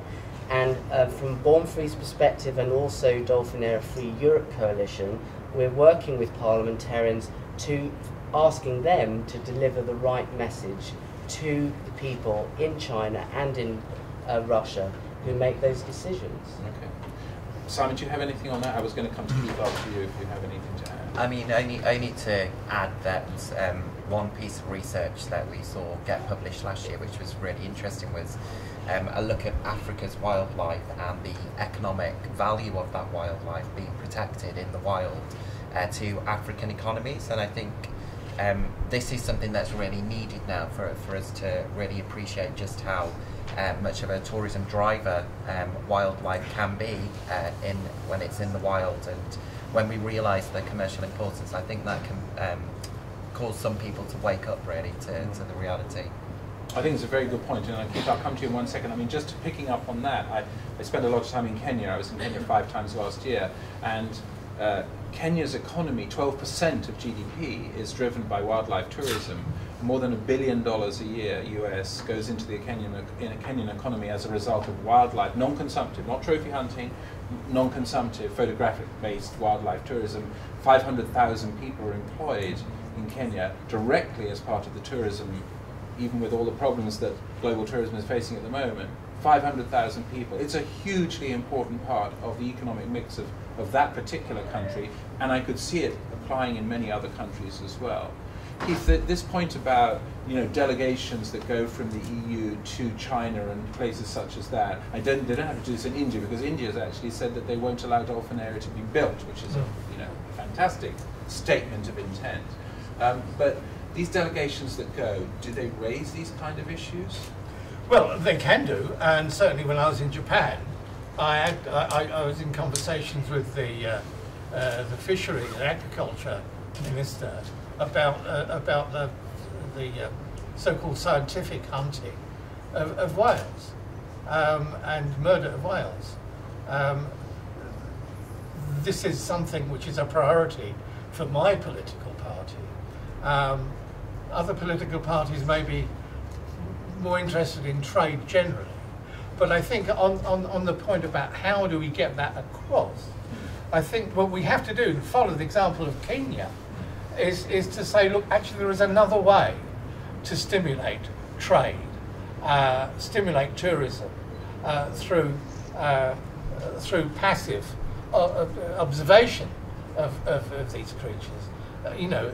We don't actually have to follow the My Little Pony approach of children wanting to meet animals and to stroke their hair or stroke their mane. They've got to understand that it's a different level. It's like getting a dog for the first time. Many children will want to pull and push the dog because they think it's a toy. Children sometimes have to be told that animals are not toys and they need respect. And that is a lesson that goes right from the family onwards. And we need to work on that, to deliver that message. And to work on the travel industry, the tourism, the governments, to encourage that passive tourism, which sees animals in the wild, in their natural environment, which is... And put our investment there. Yes, that's right. So you used an interesting expression there. I'm going to come to you on this, John. He said another way, not the traditional captive exploitation. There is another way of doing it. And I'm just wondering whether, when you look at the big captive institutions in the world and their reluctance when it comes to change, is it fear? Do they not understand that there is an alternative business model that could be based, at least on the next 30 years, of caring for animals that are currently in the captive industry through transitioning to an end of that industry? But it's a 30-year model. No one builds a business model on 30 years anymore. Isn't that enough? Are they afraid? Well, what's so confusing about it is I think there are places, say like we did one interview one time, I forget where it was, but they said, at SeaWorld there is no like Walt Disney. There is no one central figure that was this like incredible mind and imagination and created all these amazing things. That person doesn't exist at SeaWorld, because it is mind-boggling when you think of that this is a failing business model, but yet they refuse to change. So I think a great way to influence other countries is to show, well, why would we do this in our country if your business model failed? Well, their current business model, SeaWorld, since Blackfish, they've lost more than 50% of their stock value. This last year alone, just for 2014, they lost $80 million in revenue, and they lost 1 million visitors. That's not a thriving business model. Would they not say it's a blip? Blackfish effect for a year, but the business will come back, Well, and I was told that before some of my friends stopped being my friends at SeaWorld once I testified at the California State Assembly. But one of my last conversations with Petey he said that to me. He said, I don't respect what you've done by speaking out, and all you've done is you've caused us this blip for 1 year where we're going to see a slight dip in attendance, and we're going to rebound and bounce right back, and it's never going to affect us. Now he's eating those words because clearly, that was before March of 2014, and they had a horrible 2013, 2014, and I suspect 2015 will be the same or worse. So I just think that it needs completely new management and minds that will come in and say, okay, this is over. This is an archaic system. It had its place maybe at one time in the 60s or 70s, maybe it didn't, but it's over now. This is 2015, it's failing, we have to change it. And it surprises me that people at that level of business that should be very brilliant minded are waiting and still haven't made the changes. Okay, I'm going to have to butt in there, guys, because I'm going to open up the question. I'm going to sit next to you, John, if that's all right. Absolutely. Oh, it's nice in this safe. I've been in there all day. This is a much better deal. I'm going to ask questions from Twitter. Thank you very much for tweeting in, and I'm also going to open up the questions to you guys in the audience too, for everyone here on the panel. We'll start it off with Twitter at Quilted Orca. It was directed for you, John, but we'll open it up to everyone. John, you started today. Do you think we'll see an end to orca captivity within our lifetime? Absolutely, no question. It's over. I mean, I'm not just saying that because that's something I wish for. I want to my core, I believe it. If you could say when? How long do you think they got? I think at the most they have 20 years. 20 years. And do you guys agree with that, or Daniel, you're looking a bit sceptical? Yes, I am sceptical because yes, the people need to stop buying tickets, but we do have a growing industry, a growing market in China and Russia, which is still growing, and we need to target these growing markets. We've got facilities being built in the Turks and Caicos, in Madeira, in Phuket, in Lanzarote, in Cyprus, all happening in very tourism-focused destinations. So we need to all work together to target these issues. Otherwise, the dream, and I would love to have that dream of 20 years, is not going to be a reality unless people work together. Okay, but thanks. I think if it's just orcas and it's just the US, I think that can be achieved in 10 years. Right, and why is that? Why is the US so different to That's where we're making progress, and that's our jurisdiction, really, the US and the EU together.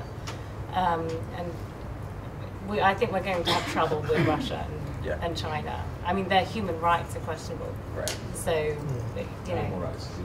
Exactly. And Will, that idea of human and animal rights, how do you tackle an issue like that? How do you try and get them to, you know, understand the way that those in America, those in Europe are thinking? Well, I don't know. I mean, I think change comes in various ways, and it sometimes comes in an incremental way, such as what's happening under the ABTA guidance. That's incremental change. Don't mistake it.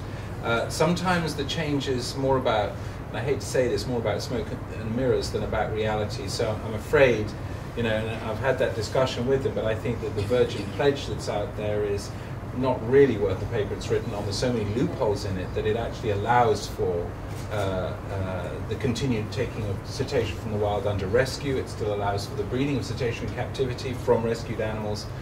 So I don't think that that's the fundamental game changer that we hope for. That doesn't mean that I don't think that Virgin's door is open for further dialogue, and they've already told us that they're in listening mode. And it takes industry leaders to change industry, and I'm hoping that that will happen. And I'll give you one concrete example, and that is, and I call it the Berlin Wall syndrome, and that is, you know, as a person of a certain age, don't guess, you know, I used to look at the Soviet Union and the Berlin Wall as immutable. We were always going to have the Soviet Union, and that Berlin Wall was going to be a blight on the human landscape forever. Both are gone. Both are gone. And I thought that the use of elephants in circuses in the USA would be here, you know, beyond my lifetime. And yet, only a week ago, Alana Feld, the biggest circus in the world, with 20 plus elephants, has said by 2018 we're not going to have elephants in circuses. They're all going to be retired to our facility in Florida. Fantastic. Fantastic. And, you know, sorry, but I'm tapping Ringling on that one. Good, good. Can I just say something? I think all this is agents for change. And I think the film Blackfish, and if you haven't seen it, I suggest you do, is a very useful document. And it has now been seen by apparently 100 million people. It's good, John. You should watch it. Yeah.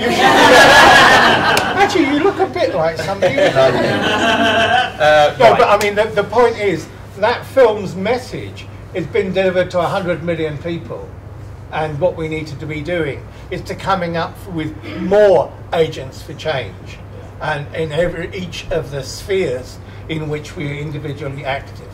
Fantastic. We need to move on to one question from the audience. This lady right here in the centre. Yeah, please. Yes.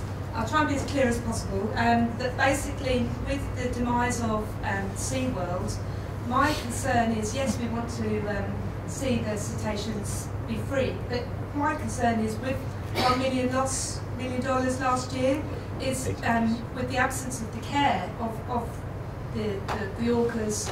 You know, what happens with all that loss of money in the meantime? You know, are they? Does it affect the orcas? Does it affect the orcas and No. their care? You know? Because even when they were making the most profit, nothing has changed in those facilities in 30 years.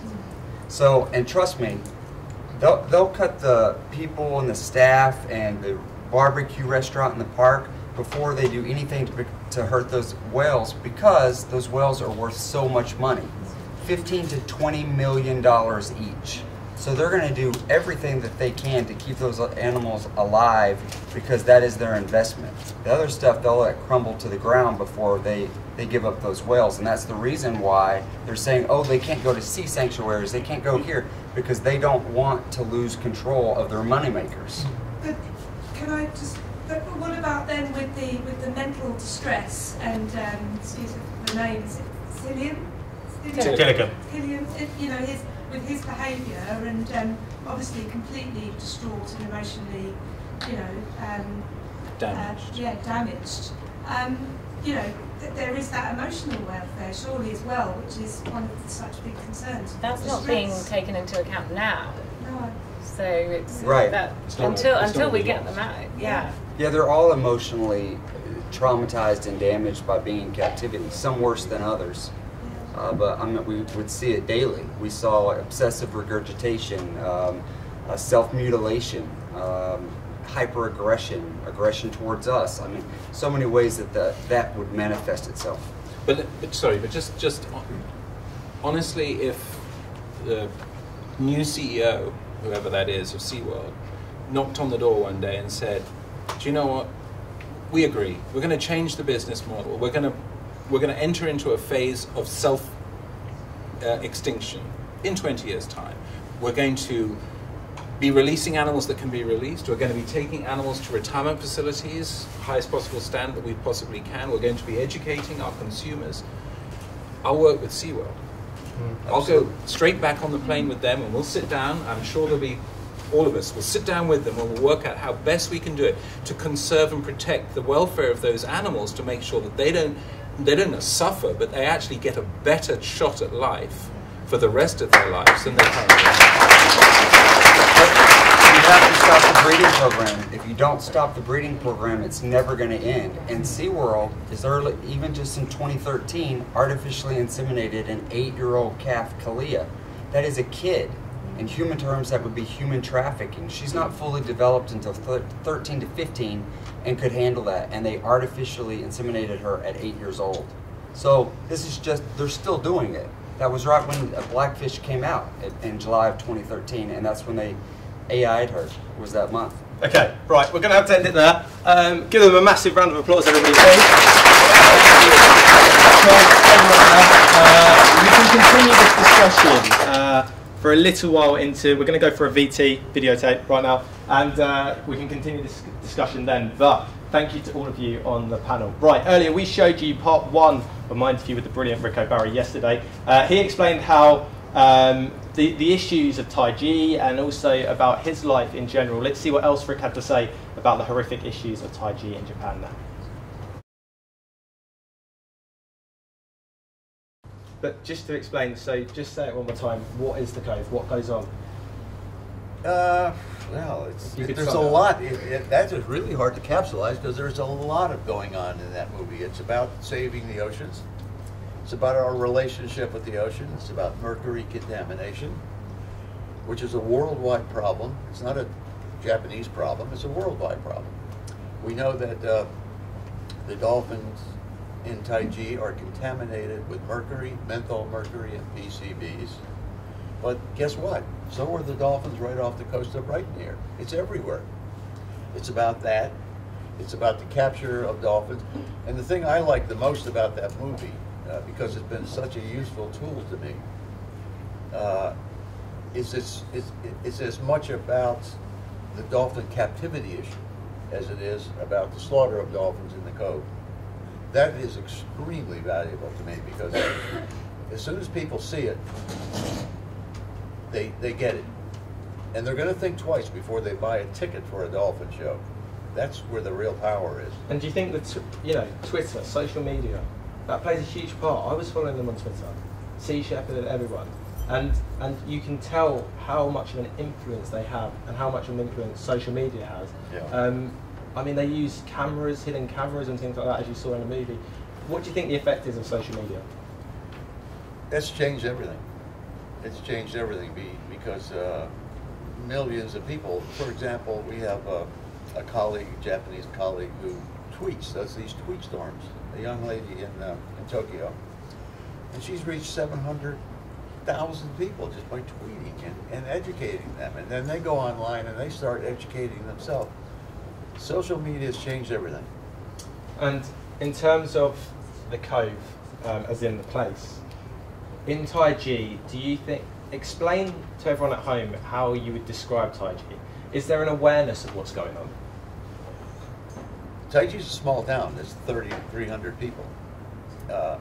There's only about 50 people in that town who are killing the dolphins. Everybody's aware of it, of course. But they sort of take it for granted. I'll give you an example. There's a young woman, I think she's probably 23 or 4 years old, and I met her in a restaurant in Kikatsura, the town next door. She grew up, she was born and raised in Taiji. When it was time to go to college, she went to UCLA in Los Angeles, University of Southern California. And she was telling me that the story in the restaurant. As she was flying back to Taiji from Los Angeles, she saw the Code movie for the first time. She knew the details of what's going on in this little town. She never knew that. Wow. That blew me away. How could that be possible?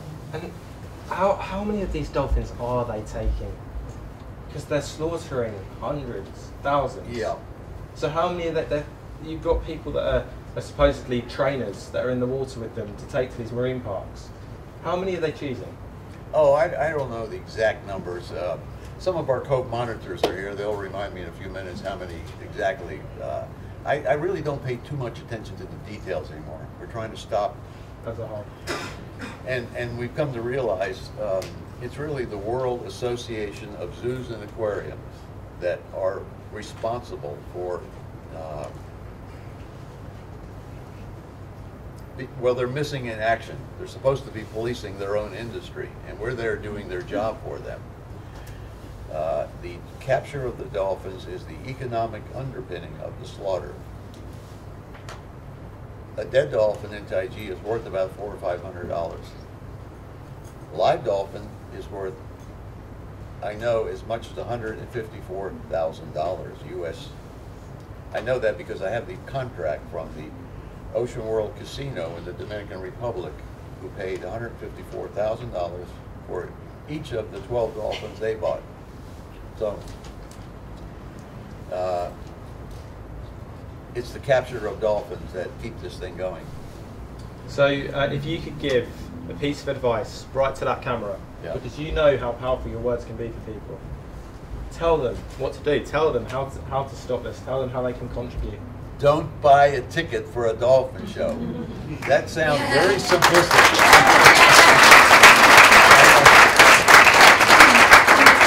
But I know that sounds very simplistic, but it's based on supply and demand, like any other product. Yeah.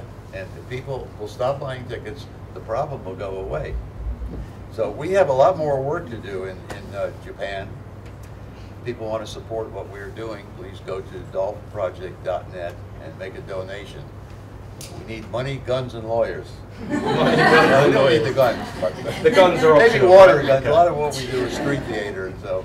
Yeah, we'll cut the guns first. We do need support because we're starting all over again. Of course. And yesterday, you know, I was talking to Will Travers Yeah. from Free Foundation, and I'm so impressed with this WhaleFest. The thing I like most about it is we're surrounded by like-minded people. I'm usually surrounded by people who want to kill me. We're all one here, guys, aren't we? We're all one. We're all with you here. So yeah, with the, maybe we'll partner with the Foreign Free Foundation. We need to do this in Japan.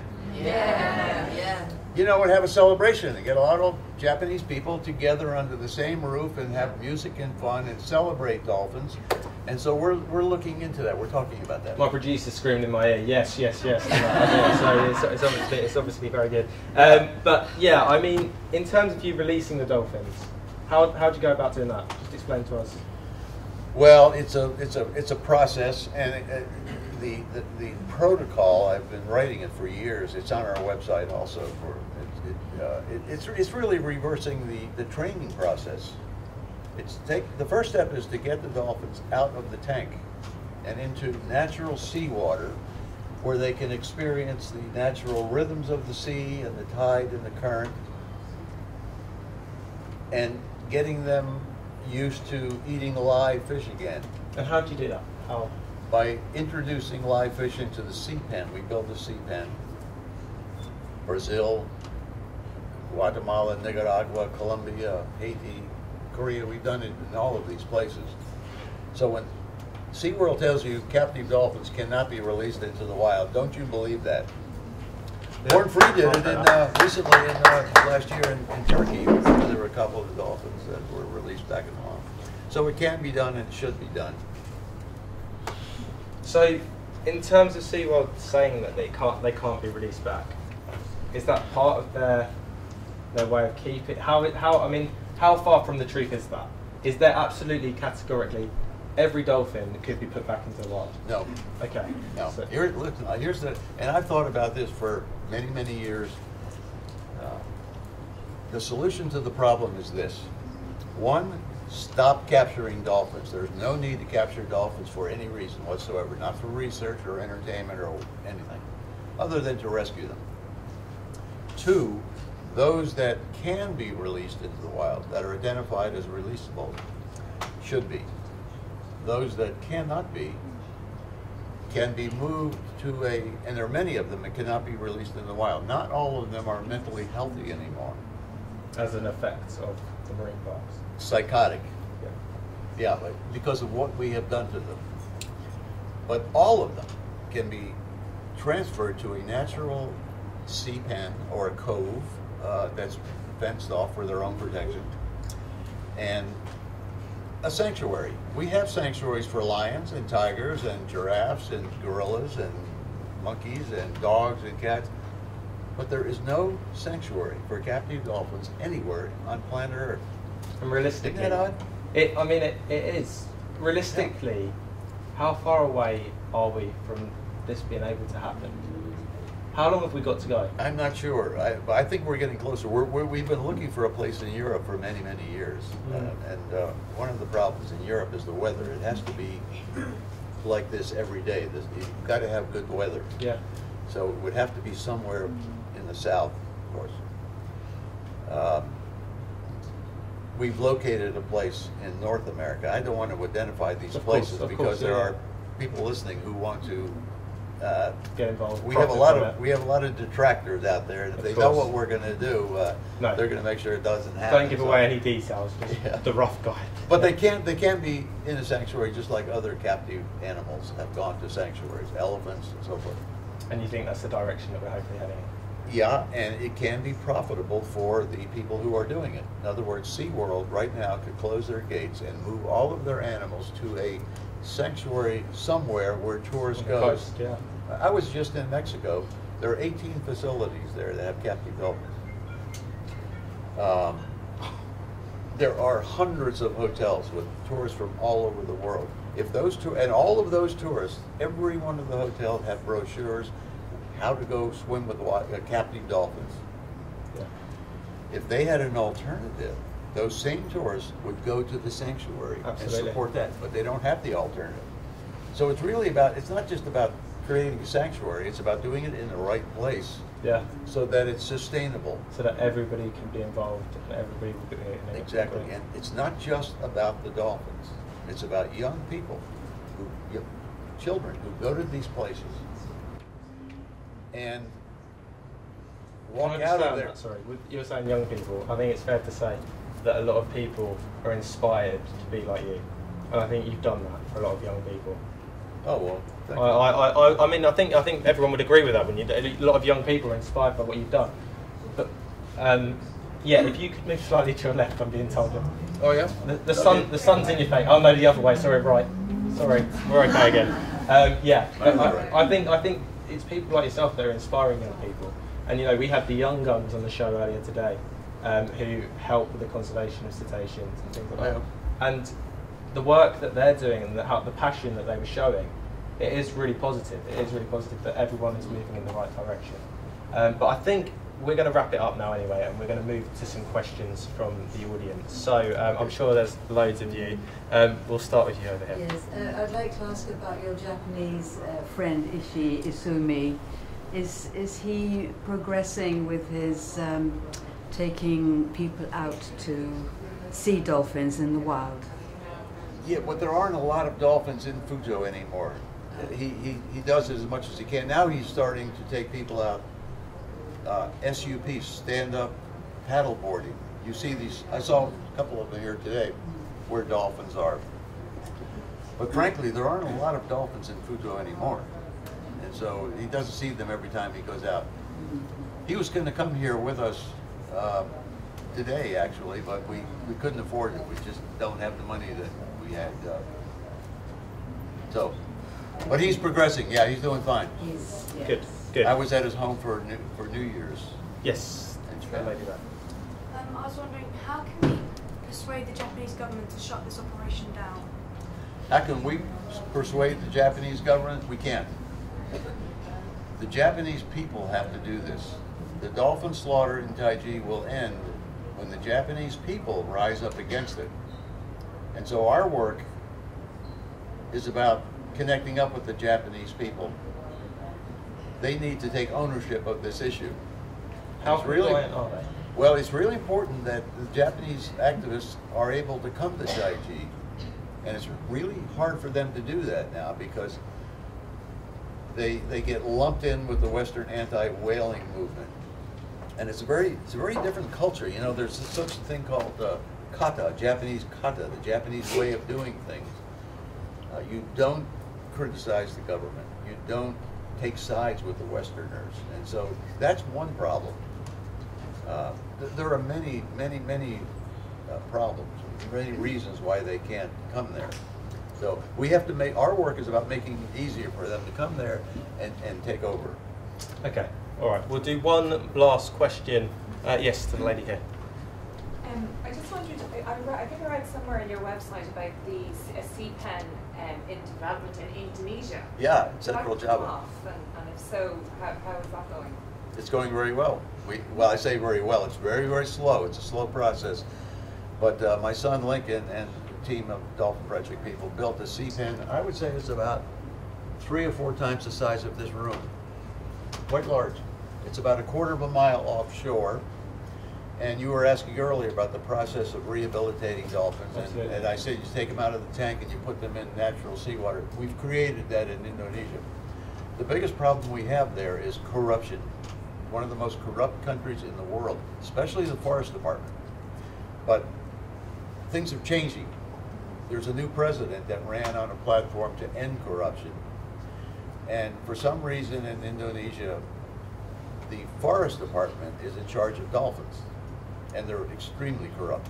So that every time we go to have dolphins confiscated and bring them to our sanctuary, corruption stops it.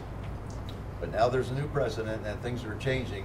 They're taking that power away from the Forest Department and giving it to the Fisheries Department, which we have a very good relationship with. So I'm very hopeful in Indonesia. And is it a closed sanctuary or is it open to the public? It's not. No, it's a very remote place. Is it? We're talking jungle here. This is a real jungle. But the reason we built it there is every dolphin in Indonesia was captured there. That's their home range. And so it's a pretty easy process to get them back into their home range if we just had the cooperation of the government. And we're going to get that soon. Okay, Rick, we are going to have to end it there, but please give the biggest round of applause.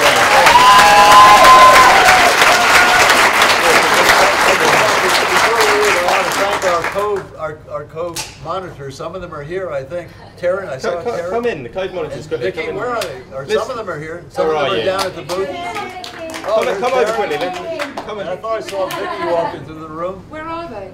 They're coming, they're coming. Yeah, good. Let's speak to you guys very, very, very quickly. Yeah, and Vicky brought, what, 8 kids. Eight kids from Thailand. She lives in Phuket. Wow. And so now we have children coming to Taiji. Incredible. Yeah, just tell us a little bit quickly. Oh yeah, so once I'd kind of been to Taiji, I started working at the schools in Phuket where I live and just educating them about captivity and why it's wrong. And their teacher decided she wanted to come with me in, when did I go? January, February this year. So the kids were like, we want to go with you as well. So the teacher said, well, if your parents say you can go, thinking. Yeah, they might say, yeah. There's no, and 8 of them came and they were with us for a week. And what just out of interest, how did they feel about it? They were incredible. I mean, they handed a petition into the mayor. Actually, Taryn came to film them. Yeah. They were really strong, actually. They witnessed everything. Like they saw one of the worst slaughters that I witnessed. They were with me. And all they said to me, they were like, Vicky, I hope they kill all of them and that none of them are taken into captivity. And I'm like, if that's what you go away with, if that's what seeing a hunt, if that's what it means, it even just goes to show how wrong the captive trade is. And Rick's right, it's got to stop. Don't buy a ticket. Oh, yeah. Taryn's been there many times. Yeah, I mean, the biggest message is the fact that, everybody wants to drive hunts to stop with the killing. The fact of the matter is they're going to continue hunting dolphins if they still have a captive industry and are still selling them in Asia. What I've got to ask you is, you come face to face with these people that are slaughtering, more or less, the people that are slaughtering. Is there any remorse at all? Or is it to them business is business? They're cows. Cows. Yeah, there's an abattoir worker any worse. I take it you're talking about that's how they see the dolphins. They're like, yeah. Stuff, right, okay. Yes. Yeah. Sorry. Sorry. Yeah. They just see them as cows, pigs, or anything else that they can take from the ocean. It's kind of a little something that's interesting about Japan is that they have laws about cruelty to animals. They don't apply to anything that comes from the ocean. How ridiculous is that? So there's a lot of marine life that are treated in substandard conditions. But how has that been left? Like how have they not altered that? They're just excluded. It's not included enough. But is there a particular reason why that's the case, or is maybe they just don't? Maybe they just see everything from the ocean as something that they can take. And I'm really positive about that changing. When we try to talk to people that are in these facilities that go to watch the dolphins be, in a capture facility, and just say no, they're not resting, they're bored to death. I mean, they're doing nothing here. That doesn't look normal to you, does it? So. And I follow what you guys do all the time, as I say, on Twitter, everything. And I think I speak on behalf of everyone here when I say thank you very much for everything you do.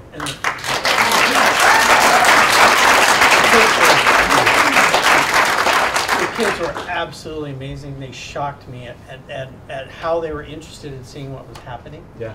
And I know you gotta go, but no, carry on.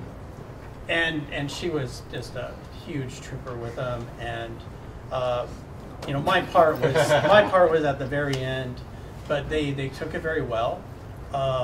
They knew what was happening. I even asked them several times, do you know what's happening underneath the tarps and stuff? So they understood what was happening. In fact, in a couple of cases, I said, well, what should we post as to what's happening? So they actually came up with a couple of things that we posted. Well, so they were involved. If you want to be a cove monitor, you go to dolphinproject.net, is that correct? That's correct. So that is vital. If you want to be a code monitor, then go to dolphinproject.net and you can help out too. Guys, I've got to wrap it up here, but absolutely amazing. Thank you so much for being here.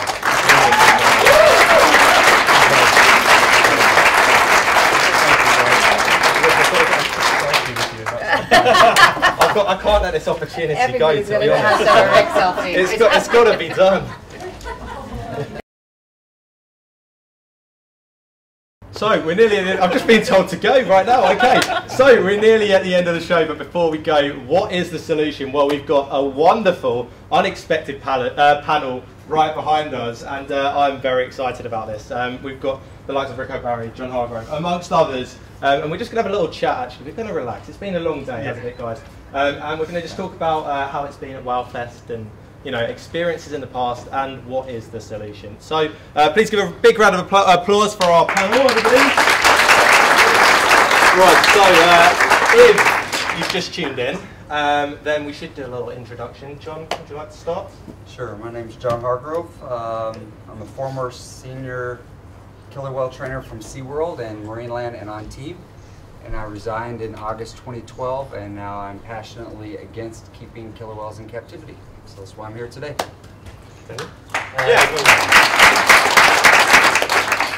Daniel Turner from the Born Free Foundation.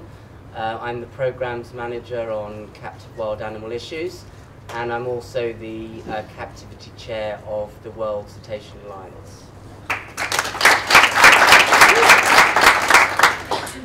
I'm Adrienne Wandel. I'm a former SeaWorld and Virgin employee, and I'm passionately fighting for sea pens so that we can fix this issue for good. Hi, I'm Ric O'Barry, and like John, I'm a recovering dolphin trainer. And you can learn more about what we do at dolphinproject.net. While you're there, please sign the petition. We have almost 1 million now. We're going to be taking to Washington, D.C. and also to Tokyo in August to Ambassador Kennedy. So sign the petition and dolphinproject.net. That's correct. Thank you. That's yeah, right, there's a lot of confusion about That's right. .net. Remember that. Not .com. Okay. Well, no .com works too. .org doesn't. Oh, okay. .net or .com. Choice. I'm Rosina Liskern. I am representing the Free Morgan Foundation, fighting for Orca Morgan's freedom. Great. And I'm also a member of the World Cetacean Alliance and the Dolphinario Free Europe.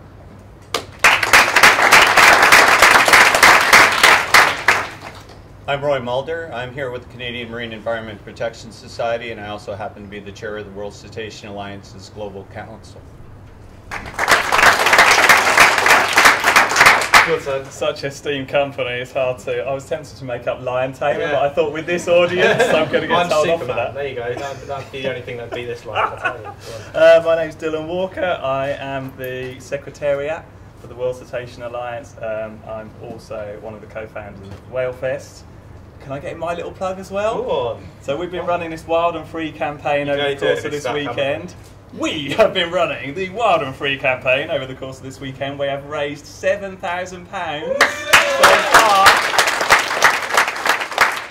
Still incredible holidays to be won, amazing tales to be bought at auctions, and text to donates to happen. But we've got to beat that £10,000 total from last year's campaign. So keep going, guys. Thank you. And Dylan, tell us where the funds going to, just so people know. The funds are going jointly to the Born Free Foundation and the World Cetacean Alliance and its partners for a whole suite of activities, including educational efforts that we're trying to make, lobbying government, and also providing additional evidence that we need for the travel industry so that they can understand better that we really can't keep these animals in captivity. Brilliant. Thank you very much. Right, so guys, how has your WhaleFest 2015 experience been? Is it good, John? Yes. It's exceeded expectations. Is it your first time here? It is. Oh, I was fortunate enough someone invited me. Thank you for the people who did. You know who you are and made it possible for me to be here. But this is important for me. This is a healing process for me, I still feel, because I'm only 2.5 years removed. It's amazing some of the things that still pop in my head that of course I immediately can rationalize away, but it's just such deep embedded programming that I had for so many years and decades. And it's also very important for me to see people, because when people send me messages, which I appreciate, it's not the same. But when I see, like on you know, social media, yeah. So, but when you see someone who's real come up to you and hug you and say thank you for what you're doing, it means a whole lot more. Well, I'll tell you what, there's a room full of people that would love to do that. I promise you that. I'd love to do it too. As ex-SeaWorld trainers, I wasn't a trainer. Wasn't a trainer? No. You worked for SeaWorld? Yes. Okay, my apologies. Ex-SeaWorld employees. You've obviously both done so much research and kind of the idea of conservation and opposing marine parks. But are you learning stuff every day still? Do you feel like you're learning from others, the likes of Ric, you know, that have been in the industry or the fight for so long? Absolutely. I think, especially coming here as well, it's one thing reading stuff online, but you meet so many different individuals and so well versed on the different aspects of this, because it's a very complex issue. And I think that even just amongst us, we have our things that we're really focused on and we can just talk for hours about, and we kind of come together and it works really well. Yeah. But yeah, you're learning all the time, and I think all of us are. And I mean, do you see similarities between, you know, Ric's story and yourself? Oh yeah, well he's a role model for sure. I mean, he's reached an icon status level, you know, but it's so interesting because, you know, again, going back to that cult-like mentality and programming, I was raised in a system to hate this person, to hate Naomi Rose, Howard Garrett, Ingrid Visser. Doesn't mean it. You know, it didn't work. Yeah, it didn't work. We were conditioned, we were trained, we were told that these people were crazy. Yeah. So we were never even involved in their research or their work or whatever. They were completely just tuned out as the crazy people. Yeah. And then I learned on my own, once I left SeaWorld, that not only that they were not crazy, but they were actually pretty damn smart. And they, you know, had all this experience and knew what they were doing. And what was the point for you guys? Were you still at SeaWorld when you realised, you know, that Ric was not this horrible, demonic kind of creature, and he was actually speaking absolute sense? Were you still at SeaWorld at this point? Or? I was still at SeaWorld when The Cove came out, and they told me about it, and I just went in with an open mind, and just curious about the issues. I went in as an animal lover. I watched The Cove, and going back into work the next day was different. Here's my resignation. Yeah, I was like, what, really? Really? And I mean, I never questioned any of the facts in that. Yeah, I think that was the first kind of twigging of it, that, hang on a minute, this all looks really official and it all seems really nice and smiley, but actually it's quite sinister. Yeah, and Ric, being at an event like this, WhaleFest, how does it make you feel? I mean, you're so inspirational for many people in this audience right now. How does it make you feel coming to a place like this and people telling you that and you seeing progress and the vision for the future? Coming to WhaleFest, yeah, it's being in the presence of so many like-minded people, to me, is a really big deal. It's like recharging my battery, exhaling. I'm usually surrounded by people who want to kill me, like in Tai Chi. So being around so many people that are like-minded, it's a wonderful, wonderful thing. And the thing I'm taking away from this is we need to do this in Tokyo. We do?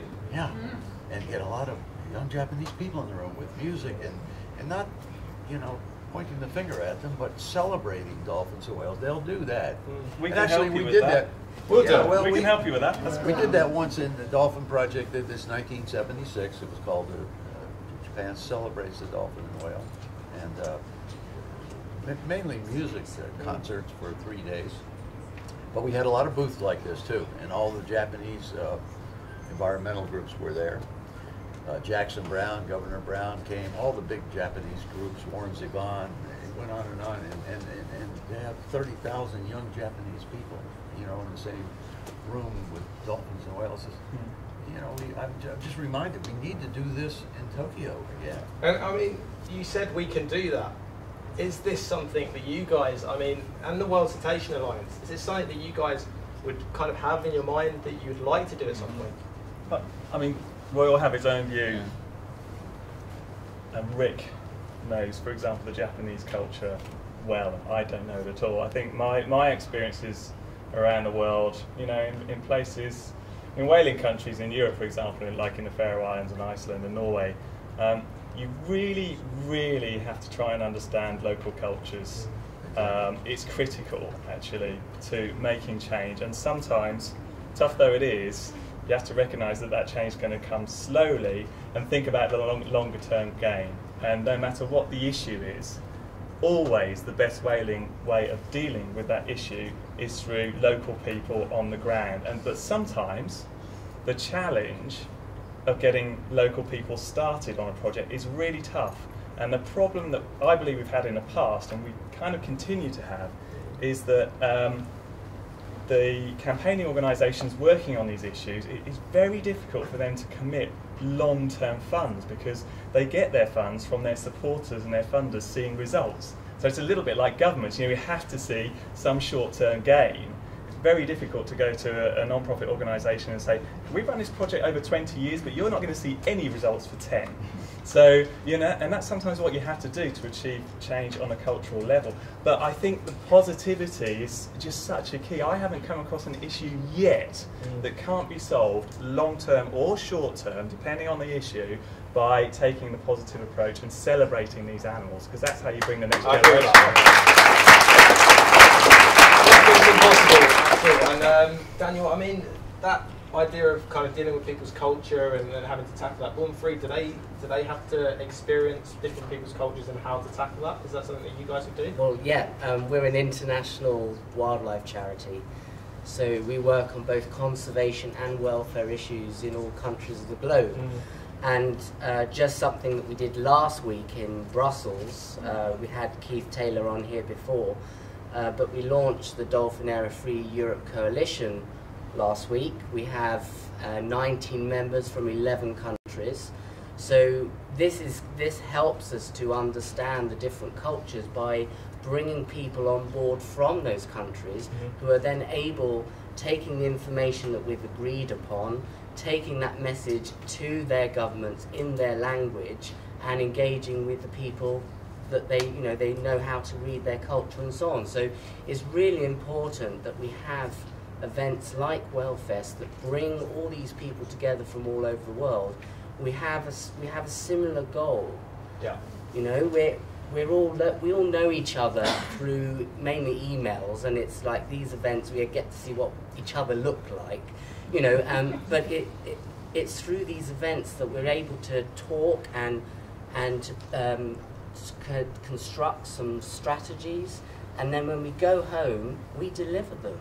This is a paving stone on that road of change, because things like WhaleFest bring people together under a same roof, and that's what we need. We need to continue, Dylan, or, you know, every year. And the captivity issue, whilst it is a focus this year, and it's great that it is a focus this year, it can't go away next year. I know there are other things, but we still need to bang that drum of anti-captivity.